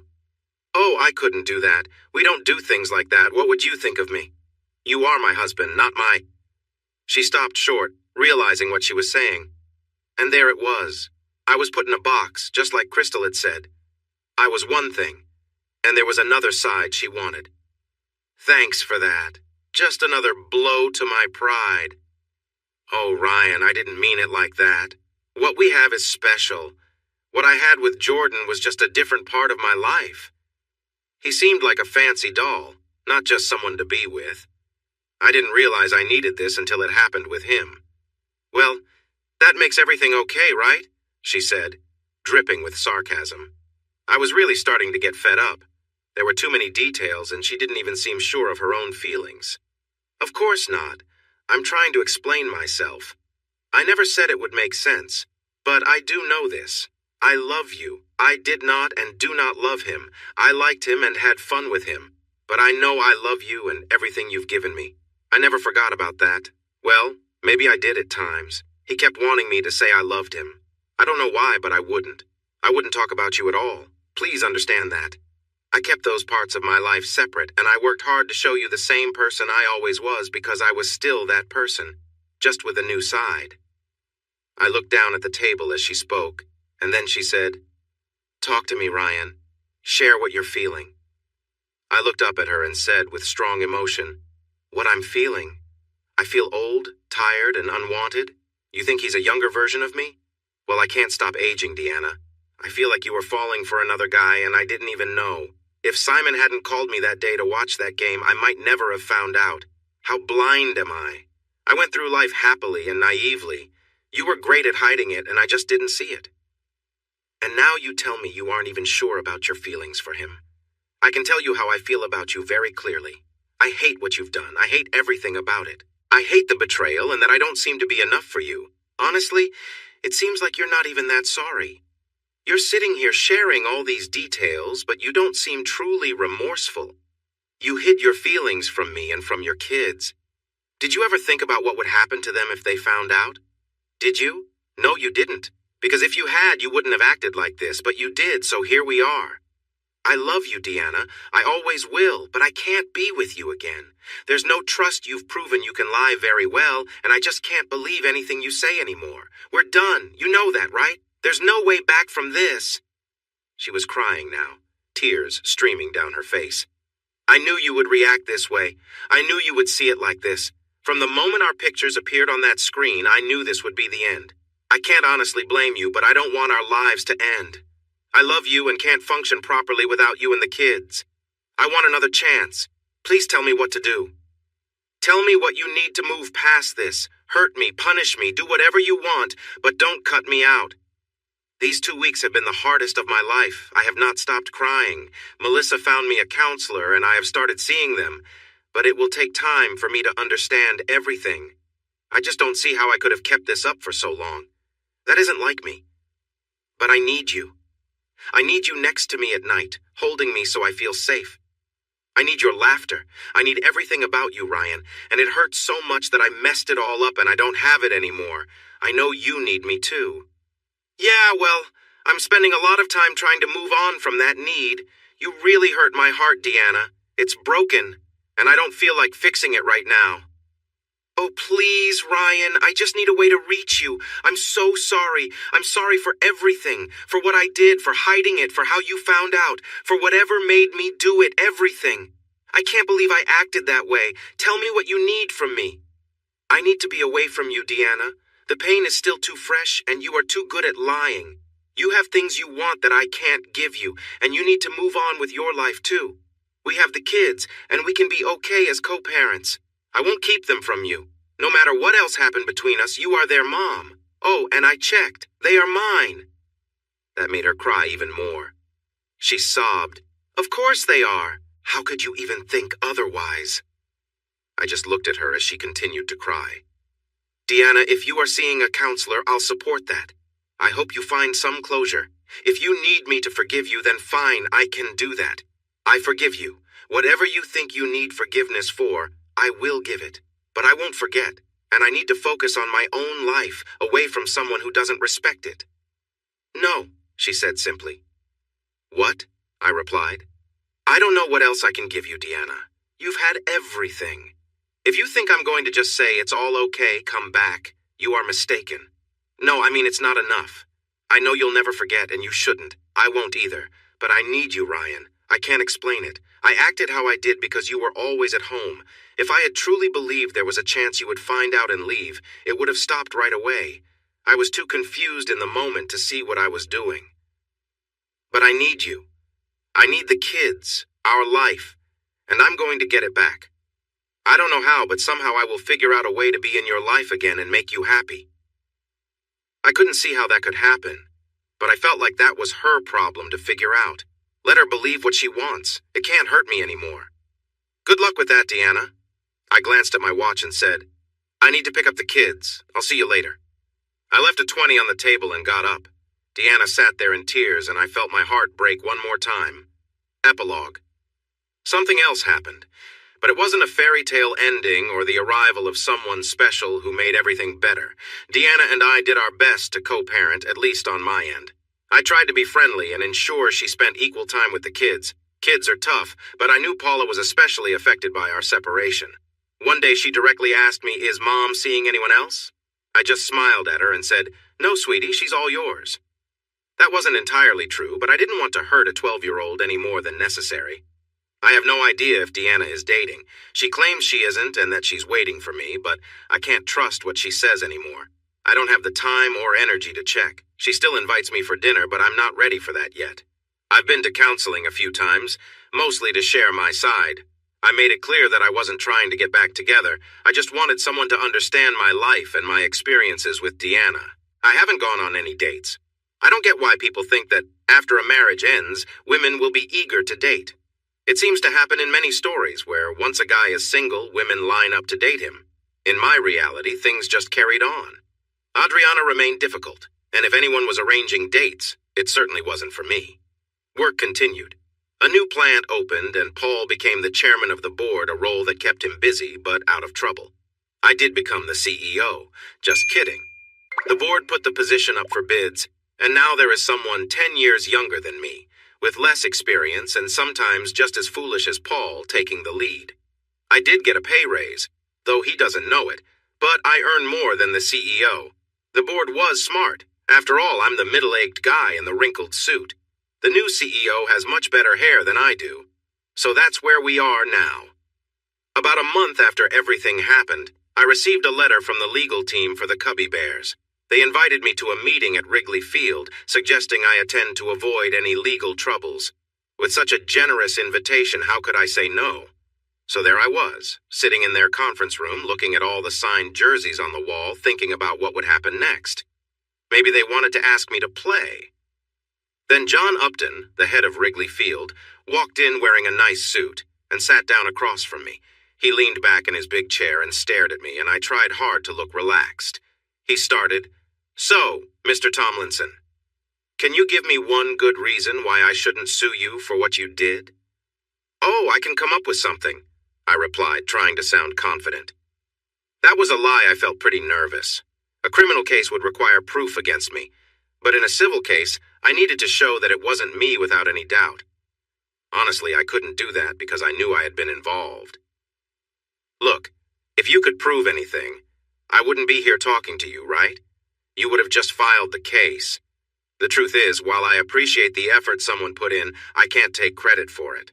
Plus, if you sue me, it becomes public knowledge. You faced enough embarrassment already. If you lose the case, then what?" That was about all I could think to say. I hoped it would be enough. John Upton was a big man with silver hair and glasses that made his eyes look bigger as he looked at me. "I see," he said. "So we're taking this route, are we? All right. Ryan, can I call you Ryan?" I nodded. "I need to make an example of whoever did this. Someone broke into our computer system. While that's not a serious crime and the FBI is involved, they aren't too interested since nothing was stolen and no threats were made. I need to ensure this doesn't happen again. The only way to do that is to make an example out of you. Don't you agree?" I couldn't help but laugh. It all seemed so reasonable. But I didn't agree, and I told him so. "I think you're just inviting more trouble for yourself, but I have something for you." I opened my briefcase, took out a folder, and slid it across the table to him. "What's this?" he asked. "I thought you might bring this up, so I talked to some friends who are good with computers. They checked your system and figured out how someone might have accessed it. There's a report inside that you could share with your IT team to help make your system safer." "And you just happen to do this out of the kindness of your heart?" John said, sounding sarcastic. "Try to see it from my perspective. What would you do if you were innocent? I'm just trying to defend myself." John looked at me with an expression that showed he was thinking over what I had said. "Well, that's useful. Do you have anything else to add?" "Yes, I do." I handed him the thumb drive with the video of Jordan and Deanna. "This is a video of the couple. If you face a lawsuit for defamation, you could consider revealing this. Remember, it's only defamation if it's not true, and this certainly is true. We were wondering about that. Your actions have made this a possibility. If we don't get sued, it's only because we are fortunate. It turns out I can't even let go of any of the cameramen since they are not actually our employees. They work for the TV distribution company. I had a serious talk with them to see if they knew this was coming. They looked surprised. When I asked them why they chose that couple, they asked what I expected them to do given what was on the screen. One of them remembered where they had been before and just zoomed in there. He was trying to get me to admit something I hadn't done, but I stood firm. "I haven't done anything, and I'd appreciate it if you would stop suggesting otherwise." "Remember defamation?" He sighed and kept glancing at the file I'd given him. Then he set it aside, took off his glasses, and said, "Okay, Ryan, let's be honest. You're here because I wanted to understand who you are. I've looked into your background, and it seems you're a decent man trying to raise 3 kids with your ex-wife. You've treated her better than she deserves, and I don't want to harm your life unless it's justified. And it's not justified. So, this conversation ends here. But don't let it happen again, Ryan. You've used up your chances." He picked up the thumb drive and the folder and turned to leave. He said, "You can find your way out. And Ryan, it gets better. There are other women out there. Believe me, women who won't hurt you. I found one. You can too." With that, he left, and I was left there, thinking about what to do next in my life. The man fiddled with the microphone, tapping it and testing the sound in that annoying way some people do. There was a camera on a tripod next to his chair, aimed at the chair where the woman was sitting. After making a few adjustments, he seemed satisfied and took off the headphones before settling into his chair. "Okay, Deanna, we're ready. Just to confirm, are you really sure about this? I still think it might be too soon. Some of your actions and how you respond might be more complicated than you expect." "I'm okay with this. I need to do this. It's weighing heavily on me, Jim. I can't sleep at night because I haven't talked to Ryan. I need to tell him what happened, how I feel, and how much I love and miss him. I have to do something, or I feel like I'm going to lose my mind." The older man in the checked shirt and worn cardigan sitting across from her smiled kindly.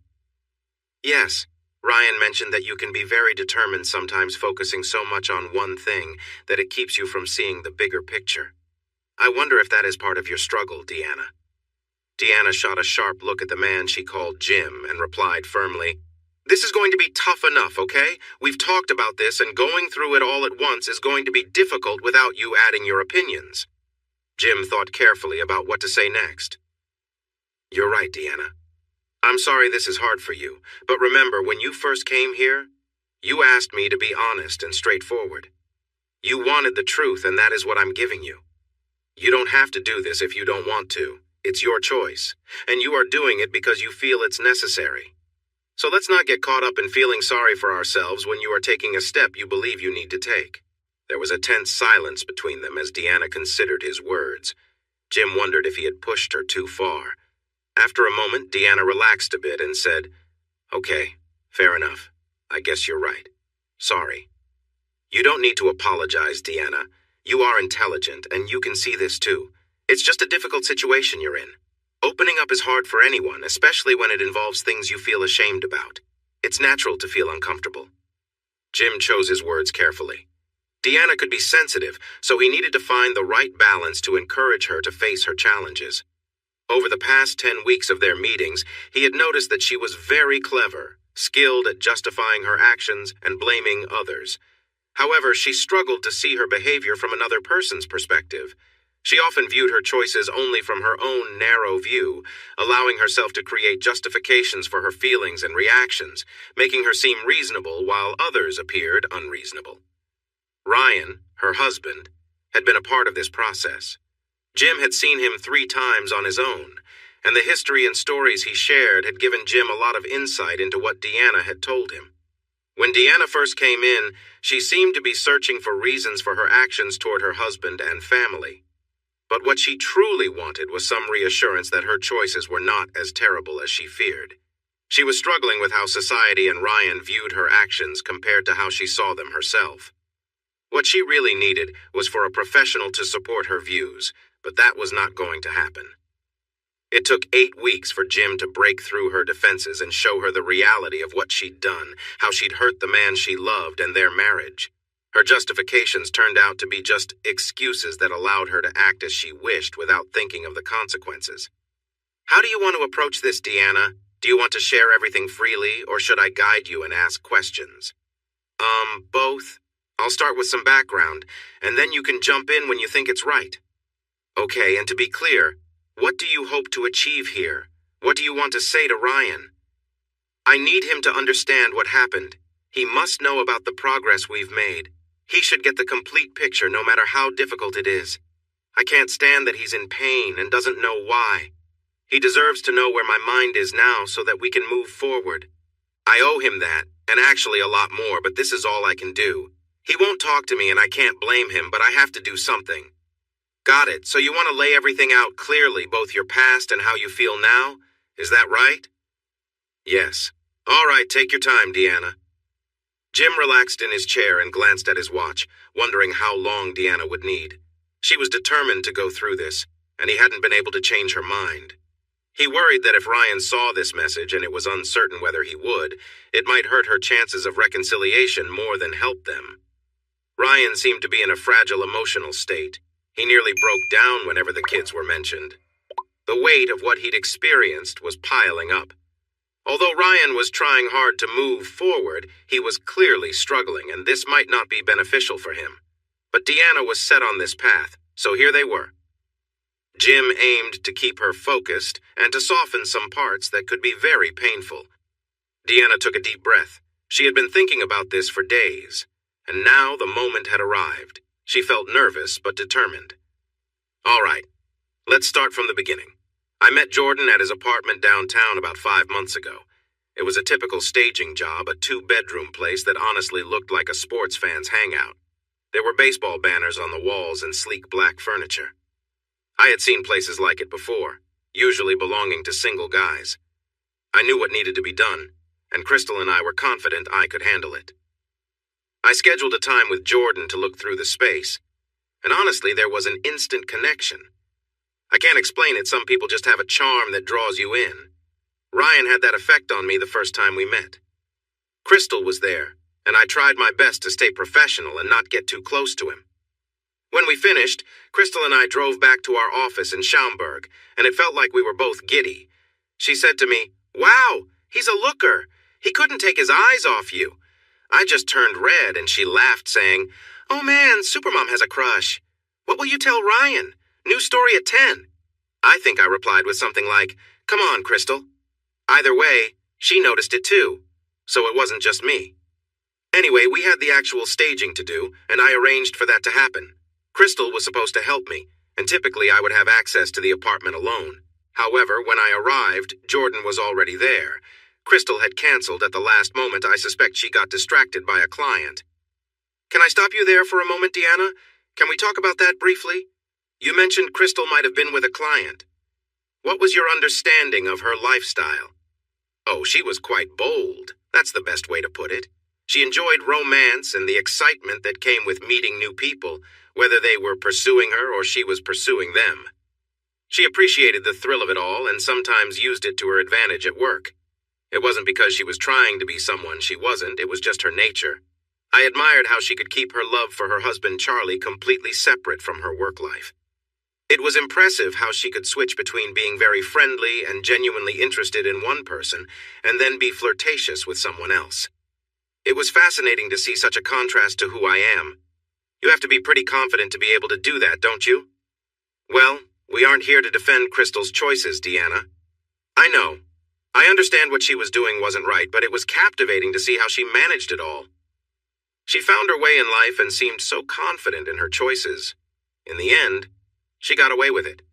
Even Ryan didn't bring her down. After everything changed for me, we had a heart-to-heart conversation. She mentioned that she had thought about her choices and talked about what we had been up to.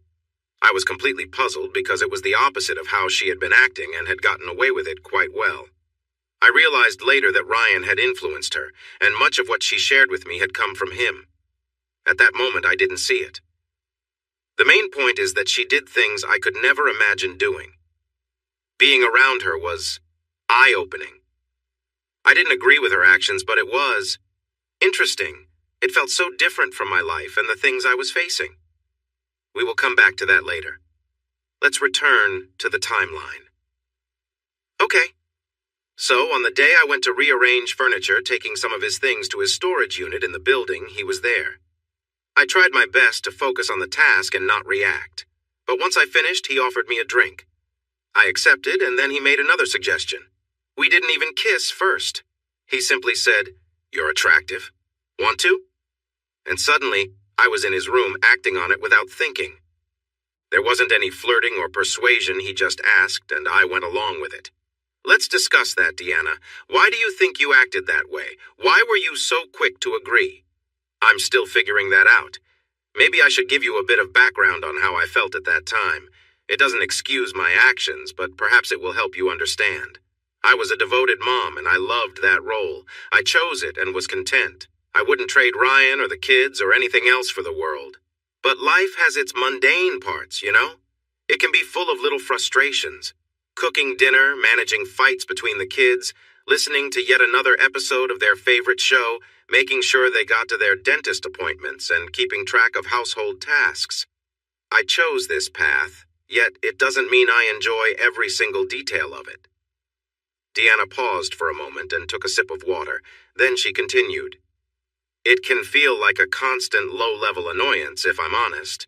I know it sounds bad. There are plenty of wonderful moments with my family, often when I least expect them, but the everyday routine can be exhausting.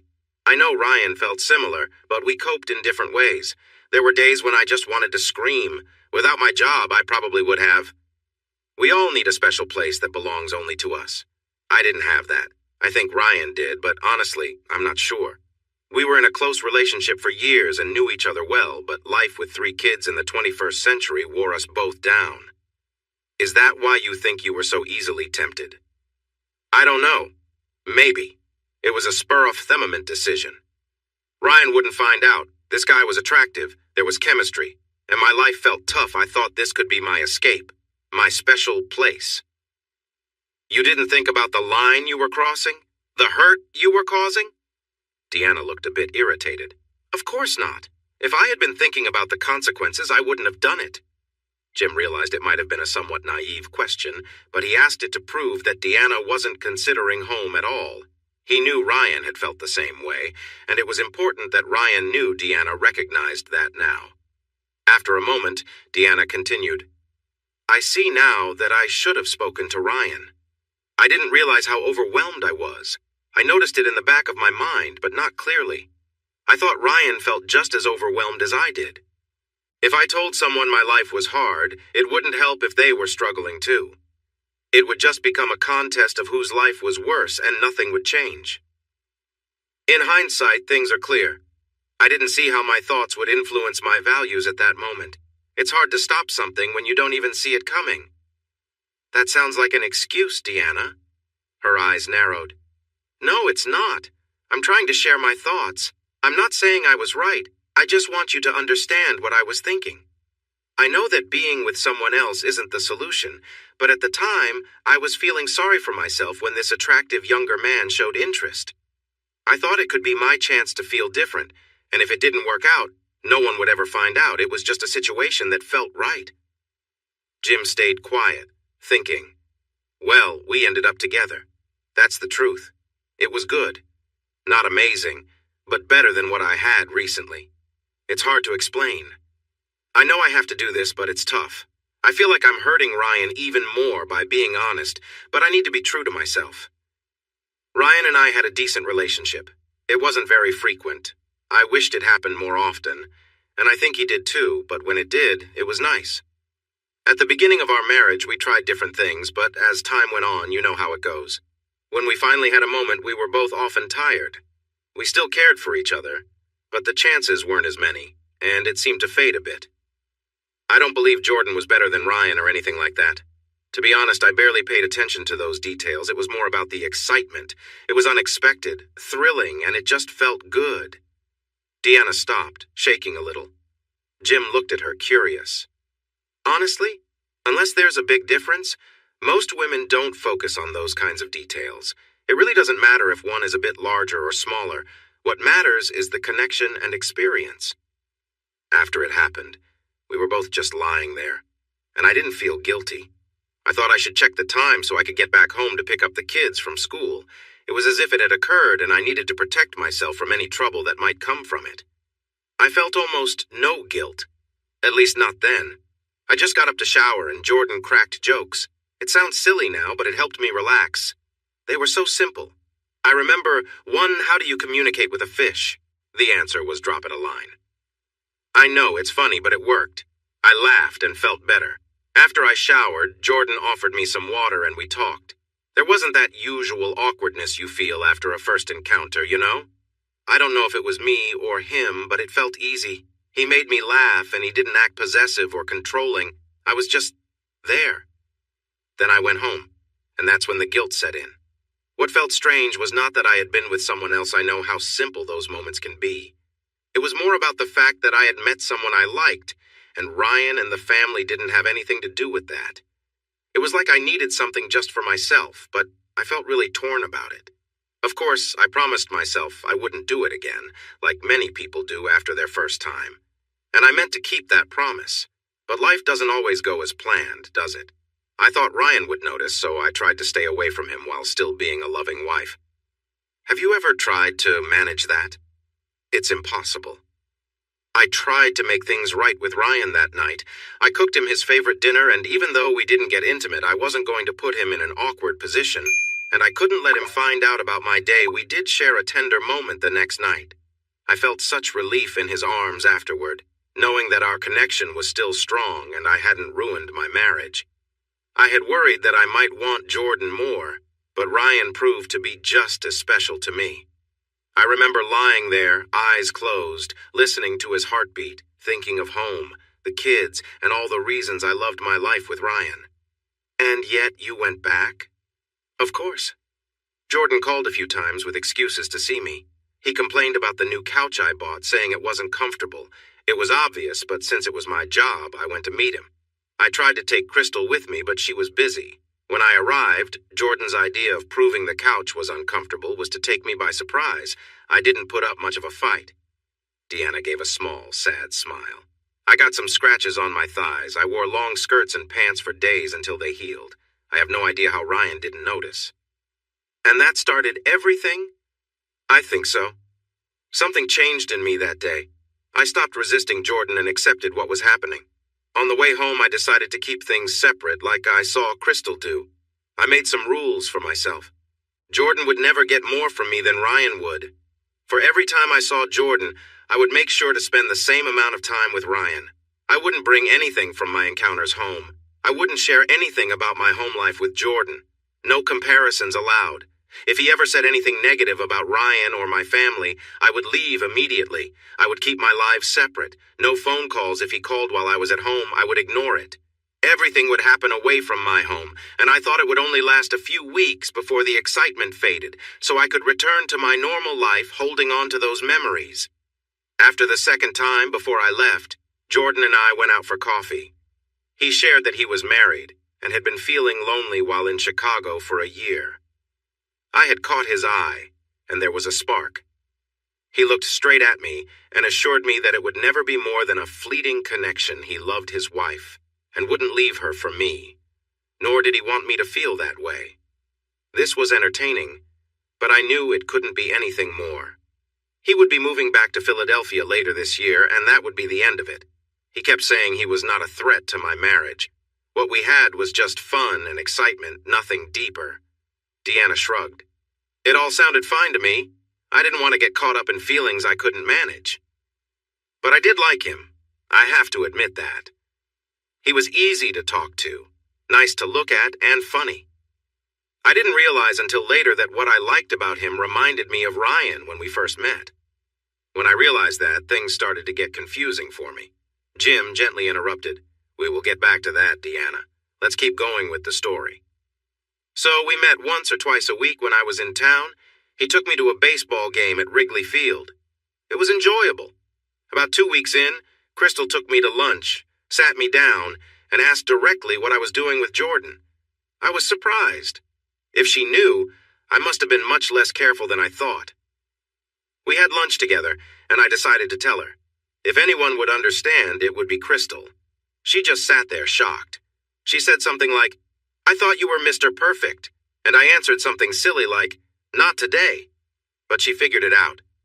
She gave me some advice on keeping it hidden from Ryan, like turning off my phone and always having a plan for when I was with Jordan. Honestly, she could write a book about how to keep secrets. One thing I remember is she looked at me and asked, Is Ryan really that bad that you need this guy? I mean, I always thought Ryan was kind of dull, but I didn't think he was that bad. Is he that poor at intimacy? I really had to defend him, saying that no, he was great. My life was good. I just needed something different. I liked Jordan. She made several comments about remembering that it was just fun, not love, and I waved her off. Anyway, I carried on. I found that I could keep things separate in my life. It felt like I was two different people. I was one person with Jordan and the wife and mother I had always been at home. Being that person at home was much easier. Knowing I had this other part, this secret that was just mine, felt like something was missing was finally filled. I could be everything I had always been and be happy with it. It's funny, but having this made me really appreciate what I had at home. Looking back, it seems strange because what I was doing could ruin everything. Yet at the time I kept thinking, I wonder how long this will go on. Finally, I have what I need. I didn't even think about what that really meant. how it reflected where I was mentally and what I believed I needed. I just remember feeling grateful for Ryan, how wonderful he was as a father, his gentle humor, and how much he loved me. I remember thinking that I needed to do more to show my appreciation. I tried a few times by buying him a gift or something, but it never felt quite right. When Jordan left, I thought I should take Ryan on a vacation, just the two of us. I wanted him to connect with me the way I was trying to connect with him. She took another sip. Looking back, it seems a bit silly, but that's how I felt back then. So, how did things change? It was an accident. One evening, we went out for dinner. Jordan had successfully completed a big work project, and I had a free night. Crystal had covered for us, so we headed out. He took me to the 95th floor of the Hancock Tower in downtown. I was wearing one of Crystal's dresses, which I had borrowed. It was hard to plan outfits for these outings without bringing extra clothes. I thought it was safer in case pictures got out. But anyway, we enjoyed ourselves and had a bottle and a half of champagne. I was feeling pretty good when I said I needed to go to the restroom. The waiter had mentioned the view, so I went to check it out. When I came out, Jordan was waiting for me. He wanted to see the view and asked me if I could sneak him in. I wasn't thinking clearly, so I said yes, and we went in together. He took a quick look outside and then kissed me, and it felt almost electric. I had never experienced anything like that. I felt alive in a way I never had before. We ended up in one of the stalls and things got carried away. It was surprising because he didn't do anything different, but I felt out of control. I was so distracted that he had to cover my mouth to keep me quiet. At one point, someone walked in while we were there, and we had to stop. I was aware of someone outside just doing their makeup while I was caught up in what was happening. It was a feeling I had never had before. Afterward, we cleaned up and went back to our seats. That was a little uncomfortable. The waiter thought we had left without paying. He looked surprised when he saw us again, and I think he had an idea of what had just occurred since we had both disappeared at the same time. I was definitely feeling a bit embarrassed. We paid the bill, left, and didn't talk about it for a while. And that was the beginning of a new chapter for me. I had no idea that side of me existed. I wouldn't have tried anything like that with Ryan. It wouldn't have even crossed my mind. I don't mean to criticize, but my relationship with Jordan was quite different. The time I shared with Jordan was just for us, no kids, no little things to worry about, and no friends around, just the two of us. It felt like the best time I could have.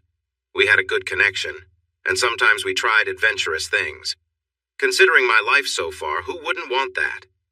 It was my escape back then. That's how I saw it. I remained the same person at home. I was careful not to let my time with Jordan affect my family life. It may sound odd, but I appreciated the moments I had with Jordan. I didn't want to hold any bitterness towards my family, so I made sure to act as I should at home. It wasn't just to hide things. I truly loved my family and the people in it. Being with Jordan was my way of relaxing. I think the excitement kept the affair going longer than it might have otherwise. Once I realized my own needs, I wanted them fulfilled, and Jordan helped with that. Were there other examples of risky situations? Oh yes. We once found ourselves in a glass elevator, which felt even more daring. I had planned that moment, wearing a short skirt and heels that made me the right height for Jordan. We also had moments in the bathrooms at Wrigley Field. During a game, Jordan would touch my back, which really got me excited. We explored my car in the parking lot of a pizzeria downtown. We even shared a moment in another apartment I had set up. And there was a time on the balcony of a hotel on Michigan Avenue. Deanna shrugged. I lost control. I don't know how else to describe it. And did you ever think about talking to your husband about these new feelings? And say what? Hey, honey, I just found out I enjoy some excitement and adventure. How could I have brought that up without causing a huge problem? Ryan isn't naive. He'd see right through it if I suddenly acted different. How could I have realized these feelings without experiencing them first? No, I couldn't bring it up. Plus, that just wasn't the nature of my relationship with him. He was my husband, not someone I wanted to experiment with. I simply didn't see Ryan that way. Again, this is on me, not him. From our discussions, I think you're right that the affair changed how I viewed Ryan, and I couldn't see him that way anymore since Jordan was fulfilling that need. I also came to understand that some of my excuses, thinking I could bring the exciting moments with Jordan back home, would not really work. I remember thinking that at that moment, I didn't care. I was worried about what would happen when Jordan left and I had to go back to my normal life. I was scared I would just find someone else to fill the gap. I might have been in a tough place then, but I knew that if that happened, I wouldn't be able to keep being Ryan's wife. I couldn't do that. So I closed my eyes and decided to enjoy the time I had with Jordan as much as I could before he left. We've talked about this. You often create reasons to support your decisions, but it seems like you work backward. Instead of looking at all the facts and then making a choice, you seem to start with the decision you want and fit the facts around it, Jim said calmly. Deanna looked at him, weighing something in her mind. You know it's true. You're smart enough to get away with it because your justifications are so convincing. You can make anything seem reasonable, and when those reasons fall apart, you pretend it's not happening, as if you can't hear anything else. This is a classic example. They fell into silence for a moment, then Deanna said, Well, I guess I see that now. I'm just not sure what to do about it. Right now, there's nothing you can do. Just recognizing the behavior is the first step, believing in what you're capable of, even if it doesn't match how you see yourself. We can come up with strategies later. But for now, let's get back to it. What about that other thing? Well, I was looking for a thrill. Jordan and I had tried everything else. I had some plans for Ryan to be first. I was ready, but then he came home drunk and I was upset. I didn't realize it was a setup. I don't think he did either. And then just 2 days later, well, you know what happened. How did you feel when Ryan came back from Madison? I was scared. The big screen moment at Wrigley Field was exciting for us, at least for me. Jordan was worried about it, though. It felt like a really risky thing to do. I wasn't foolish. I knew how risky it was. I talked to Crystal about it and tried to laugh it off with her, but sometimes these things can get out of hand. Honestly, I didn't think Ryan would see it. He and his friends were not into sports, and we had no idea it was on national TV. Looking back, I realized it was part of my denial about how it would affect my home life. I didn't think he had noticed because I really wanted to believe he hadn't. Then he returned home from Wisconsin, and I was anxiously waiting for him to show anger or react in some way, but he just seemed unwell. How foolish was I? I was looking for a specific response while trying to hide that I was watching him, and in doing so, I overlooked another emotion he was feeling. I was so focused on seeing his pain that I completely missed that different things were happening that kept me away from him. I was just upset that I didn't have enough time with him to understand what he was thinking. When we talked that one time, 3 weeks after he told me to leave, I brought it up, and Ryan reminded me of the lie I had told him. I guess I deserved it. No, I truly did. I suppose that's the pride of someone who has been dishonest. I couldn't believe he could react to me the way I was reacting to him. What happened when it all fell apart? Deanna shifted in her seat and smoothed her long dress. After a moment, she looked up again. Jim noticed a tear on her cheek. We all know what happened. Ryan had somehow gotten his awkward friend, Solomon, to get into the screen at the game and display that message about us. We were at Wrigley Field. Ryan had called and asked me to come home. I didn't realize it was my last chance until later. I thought he was trying to assert himself. I was upset because I was having a good time with Jordan, and we had plans for some fun afterward. We even discussed going to Lincoln Park. When the screen flashed our faces, we laughed at first. But when Ryan's picture appeared, Jordan became furious. He recognized Ryan, and when the picture of his wife came up, he lost it. He shouted at the screen, and when the message, "They are cheaters," appeared, he stood up and left. I just sat there, crying. At that moment, I knew what had happened. I realized that Ryan knew everything. I could see how things would unfold from then on, and I was right. I cried for a bit, then called Ryan, but it went straight to voicemail. I called my sister Melissa to see if he was there, but he wasn't. My mind was all over the place then. I went to my car, and there she was, a young girl chewing gum standing by my vehicle. I recognized her. She asked if I was Deanna Tomlinson. She even had a picture of me, and when I said yes, she handed me an envelope and said, "You've been served." I sat in the car for about 30 minutes, going through the papers, a petition for divorce and a restraining order. I didn't fully understand all the legal terms, but I got the message. I was so upset that the first thing I did was drive home to try and talk to Ryan. I had a restraining order in my hand, and the first thing I did was break it to try and reach Ryan. The problem was, I didn't know what I would say to him. I realized that no words like, "it isn't what it looks like," or "it's just not true," would convince him. Deep down, I just felt I had to be home. If I was home with the kids and Ryan, I thought I would be safe. So, I drove back. When I arrived, I couldn't get in. My keys wouldn't work and the garage door was stuck. I noticed Melissa's car outside, so I knew she was there. I hurried to the windows, trying to peek inside, and I knocked loudly, hoping Ryan would talk to me. I was sure he was there. Finally, Melissa stepped outside. She was not happy at all. She knew what I had done, and she was very upset. She told me I would have to leave because Ryan had a restraining order. If he wanted to, I could end up spending the night in jail. Feeling desperate, I pushed her aside and went around to the back of the house, hoping to find Ryan. But he either didn't notice me or chose not to respond. Melissa came around and grabbed me, letting me know the kids were inside, and I wouldn't want them to see me in this state. We went to the garage and she opened the door. I rushed in, but the door to the house was locked. Most of my belongings were in garbage bags in the garage. Melissa loaded them into her car and practically marched me to her car, locking me in. Then we drove to her place, where she gave me something to help me sleep, and I ended up resting for 3 days. After that, I lost my job to Crystal. I couldn't blame her, even though it stung to take advice from someone who had cheated for years. She suddenly acted like she had high standards, someone I thought would understand my situation, instead gave me a lecture on trust and communication, and told me to remove my things from the apartments. I didn't dare go near Jordan's apartment. Later I learned that Crystal had also been there and took what she knew belonged to me. I kept trying to reach out to Ryan, ignoring the restraining order. I didn't show up physically, but I sent emails, texts, and made phone calls, anything to connect without being there in person. It was strange. I still couldn't figure out what to say. I just needed to hear his voice. I wanted to talk to him to understand what he was thinking and what my life would look like moving forward. I planned to apologize, but I wanted to know if there was any chance for things to go back to normal, if there was still hope for us. I was in shock and not really thinking clearly. I finally got to see Ryan one more time 3 weeks later when he agreed to meet with me. I tried to say things that mattered, to explain that nothing was his fault. He looked rough.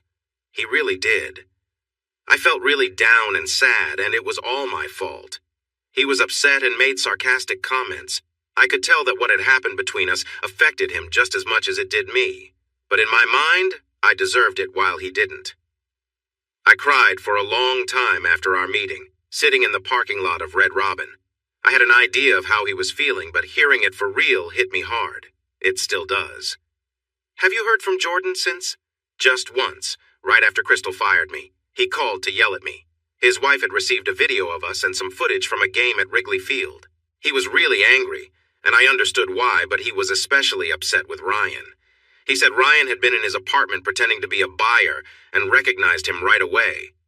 I remember saying that if that was true, Jordan was lucky because I would have expected Ryan to react badly.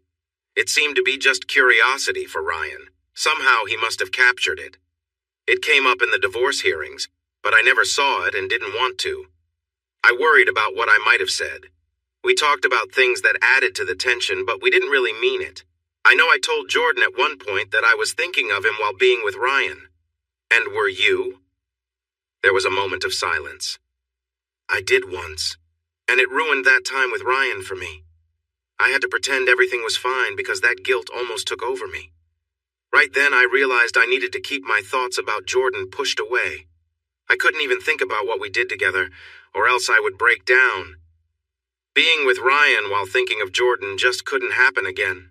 I know it sounds selfish, but I wanted to focus on being with Ryan and feeling the love and safety he offered. You're right. It does sound a bit self-centered.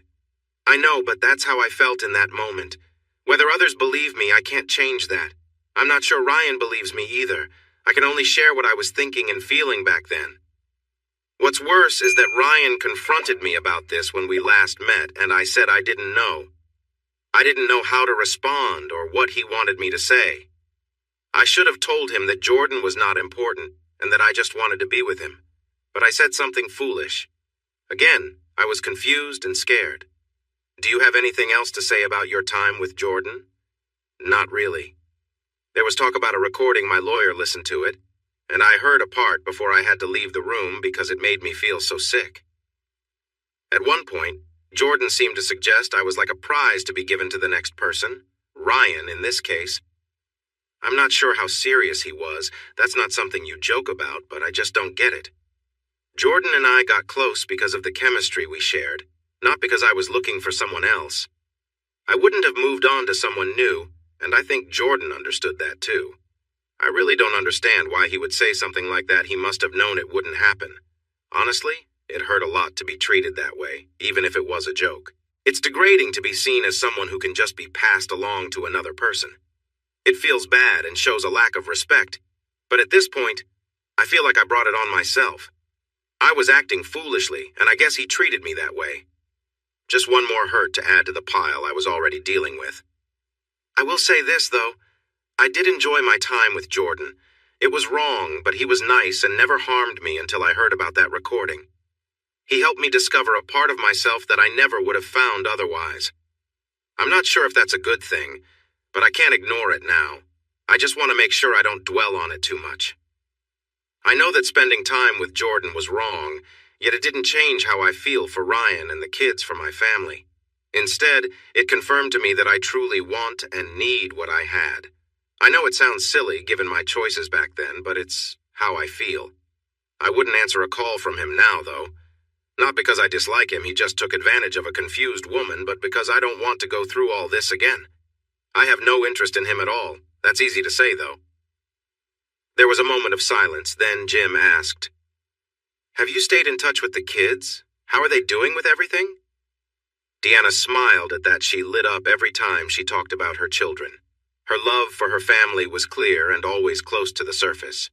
It was something Ryan couldn't see when they spoke, which wasn't surprising given how hurt both had been by what happened. Well, Paula has figured out a lot of what happened. She's no fool. She's really angry at me, and our talks are mostly very short. The other two are just puzzled about why I'm not home anymore, but there is still love in our family. It's different now, and it doesn't feel right. They're changing and becoming more serious. You can see it in how they view things. Paula especially seems more down about the world now. I am unsure how to handle this. I keep trying to reach her, but she doesn't seem interested. I attempt to send messages to Ryan through Melissa since they talk sometimes when she picks up the kids. However, I'm not sure if my messages are getting through. This was the first time Jim had heard this, and he decided to call Ryan himself. It needed to be talked about. What about Ryan? He came here 3 times, but he made it clear he wasn't looking to fix things. He said he just wanted to share his side of the story to help you see why things happened. From what I gather, he seems just as unhappy as I am. He's been spending more time with Jonathan Broody, someone he met through an old girlfriend from college. Jonathan is also his company's lawyer. Angie, Jonathan's wife, is my friend, but she's been keeping her distance lately. I think she lost respect for me, and I understand why. I know his friends Simon and Jonathan are trying to persuade him to take a trip to Vegas for a weekend, but that's just not Ryan. I believe he's struggling. I think he feels defeated, and I think I'm partly to blame. I feel terrible for him and want to help. I can't just stay at home and feel sorry for myself. I worry on one hand that he won't move on, and on the other that he will. I think this situation has hurt him deeply, and it might change how he sees himself. It feels like he's lost his confidence, and that he might be having doubts about his ability to make me happy. Jim made another note. Deanna had shown before that when she looked beyond herself, she could be very aware of what was happening. He believed everything she was saying because he had seen similar signs in Ryan. And nothing could be further from the truth. I tried to explain this to him when we met, but I don't think he understood. Ryan is full of warmth and kindness. He is protective and represents many wonderful qualities.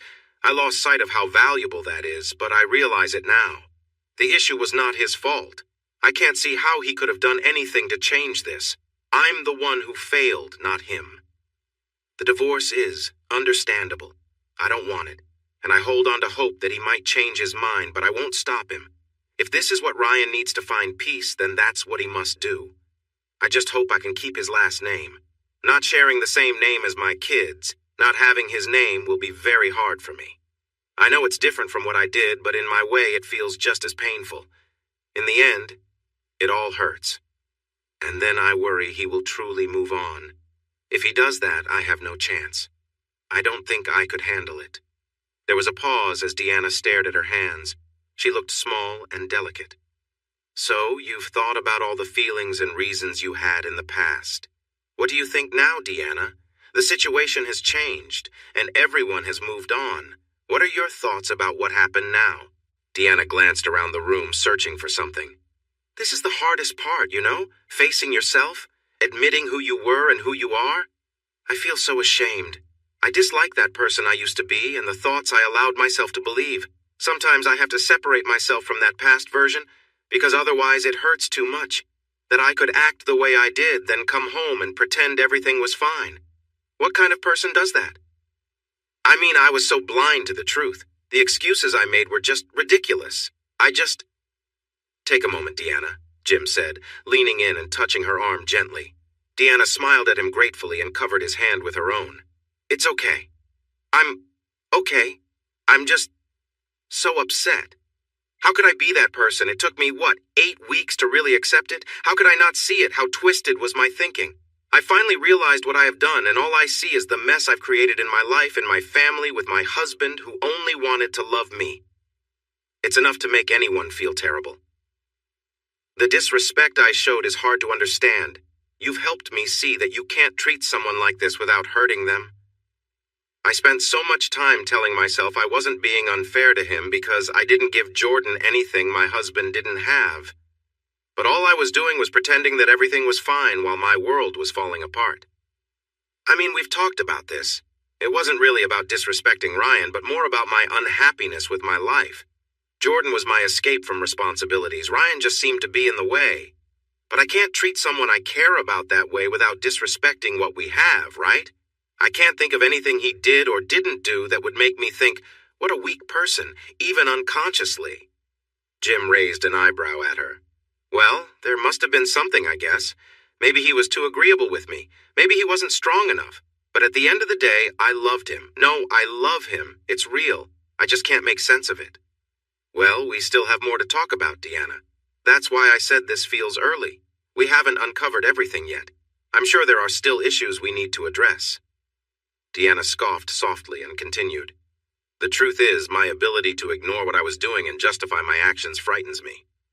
My own feelings about taking risks in relationships scare me. How I react to them feels just wrong. I did something without my husband and then spent a lot of time hiding my actions from him and my family. Deanna, your feelings about risky relationships are just part of who you are. It's not about being right or wrong. What matters is who you were with and what happened. That part isn't wrong, Jim said. I know, I'm just skipping over things. The truth is, I acted really badly. I hurt the people I love the most, and now I'm trying to fix everything and realizing that it might be impossible. My life may be stuck like this forever. What is your life like now? How are you managing? My life feels terrible. I have a dead-end job selling clothes at Ross. I live in a huge house that feels cold and empty, not like a real home. I have a sister who has been hurt by cheating, and now she looks at me like I'm out of touch. She's only helping me because we're family, not because she cares. My brothers won't talk to me at all. One even hung up on me during the holidays when I called to wish them well. Most of my friends avoid me, and I have unwanted attention from people looking to take advantage. I've become the subject of some cruel online jokes, and that really showed me how unkind people can be. I've tried dating twice, and both times were complete failures. I didn't even realize I was on a date until the guy told me how bad it was. I thought I was just helping out a coworker. The other date was an attempt to see if I could move on, and it didn't go well. He got angry when I left in the middle of dessert. I met with Crystal a few weeks ago. She wanted to catch up and see how I was doing. I think she feels like being with me could harm her reputation as well. She told me how her relationship ended because Ryan caught her with someone else, and that led to a lot of trouble. She was worried I would be mad at her, so she waited to talk to me again. Honestly, I'm just happy to have a friend to talk to so I would forgive her anything. She's trying to make things work with Charlie. She even jokingly asked if I would consider a big arrangement with him, like that would ever happen. But it was nice to share some laughter together. She said she had to ask since she had no one else to turn to. It's frustrating that she was the one who cheated for years, and when she got caught, she seems to be fine. That was Ryan's punishment for her cheating to spend time with her husband often. Why couldn't someone have caught me and given me that punishment? I made a mistake once and it felt like my life was over. It's really not fair, but I can't complain too much since what I did to Ryan wasn't fair either. She mentioned she might help me with some staging work, but I said I didn't want to think about it. I'm considering starting a blog about interior design, like a guide on staging a house. I'm not sure. I'm just passing time, to be honest. I need something to do while I wait for the weekends. I'm really unhappy. I miss my kids and my life, and I look forward to the weekends when they visit. I want to find a way to talk to Ryan and let him know how I feel, what happened, that it's not his fault. This is the only way I can think to reach out. What do you want, Deanna? What message do you want to send Ryan? Jim asked as his final question. I just want him to know I love him. I can't express how sorry I am. Looking back, I can't believe I did it. It's so unlike me. I can't figure out why I went into the bedroom with Jordan instead of just confronting him directly. I think of different reasons, but it worries me that I don't really know why I acted that way. How can I expect Ryan to give me another chance if I can't even trust myself? But I'm not going to give up. That life, that husband, and that family are like air to me, and I'm not giving it up without a fight. I want it back. It will never be exactly the same, but neither am I. I've learned so much, and something new has to grow from this. But I want it with Ryan, more than anything, and I would do anything to have it. Deanna turned to the camera, looking straight into it, her lips trembling as she said, You hear that, Ryan? I'm coming for you. I told you I would. I need to get better and understand myself more, but I promise I will come for you. I want you. I need you. I love you, and I will find a way for us to be together, to move past this, to rebuild. I will do whatever it takes to earn your forgiveness and love again. Deanna seemed a bit restless, and Jim gently said, Okay, I think we've gone over everything you wanted, right, Deanna? She looked at Jim, fidgeting with her hands, and nodded. All right then, it's time to wrap this up. I turned off the TV and leaned back, taking a sip of the whiskey in my glass. The ice had melted, diluting the drink. I wasn't sure if I liked that or not. Maybe it's time to get some steel ice cubes or something instead. Oh look, more distracting thoughts. I was becoming better at noticing that. The truth is, I just didn't know what to think. Everything felt real enough, but as I told Jim the first time I met him, I just couldn't trust her anymore. If he had seen how calm Deanna was at home while everything else was happening, and how I like to think everyone else had no idea what was going on, what would he expect? She seemed sorry, but she also acted like she was only with me, giving no hints that she wasn't. She was really good at keeping everything hidden. But Jim had another idea about that. He pointed out that maybe I really had no clue. He didn't say it directly, but it was clear. I didn't argue. He could be right for all I knew. If what she said was true, it helped fill in some gaps for me. Knowing the background changes how you see the main event a little, but still, knowing her reasons didn't take away the hurt of feeling betrayed. My ego was bruised just as much. It's hard to accept someone saying it wasn't your fault, it was me, because I just didn't believe it. Happy partners don't act in ways that hurt the other person. The biggest issue I faced, I realized, was that I wanted to believe her, that everything I saw was true. It would lighten my heart if it were. But I just couldn't. I don't know why. Maybe I was just trying to shield myself. It's hard to be sure after everything that had happened over the past weeks. I sat there playing with my iPhone for a bit, hoping the kids stayed upstairs. I needed some time alone. They had discovered a new kids show called Phineas and Ferb and were busy watching it non-stop. To me, it looked like a poorly drawn cartoon of kids with triangle heads. Where was the good old Tom and Jerry when you really needed it? Kids today. Not only won't they leave my yard, they won't help with the work either. I had another drink. I could get used to this. It was smoother than I expected. I'm not much of a whiskey drinker. Wait, this isn't whiskey, is it? It's Irish. I smiled. Solomon would have chuckled at that. Now that he had discovered the effects of alcohol, he was eager to try everything with his usual keen interest, and he even started a blog about his thoughts on everything he was sampling. He was gone now, of course. After our little adventure, once Paul realized what happened, the caretaker had been called back, and off he went somewhere else in the U.S. I did miss him, even though he could be a bit too close for comfort sometimes. I sat and fiddled with my iPhone again. I opened the email app. I closed it. I checked Facebook and made some rude comments on Simon's page. He and Polly had always been good friends to me. I felt lucky to have Simon in my life, but I still wanted to tease him online. I hadn't forgiven him for what Siri said about me. Polly had suggested setting me up on a date, but I wasn't interested at all. I had too much work to do and the kids needed my attention, especially since Paula didn't want to help with a challenging level in Halo 4. I just wasn't ready for anything like that. I knew I was considering something I shouldn't. I understood it would have consequences, but I had a couple of drinks, which I used as an excuse. With my hands shaking, I typed a short email. It said, "If you wanted to make things better, what would you do?" I sat there staring at the screen, unsure if I should press send or not. Then I had another drink and felt frustrated with Deanna, my life, everything, and most of all, myself. Hey everyone! Thanks for watching.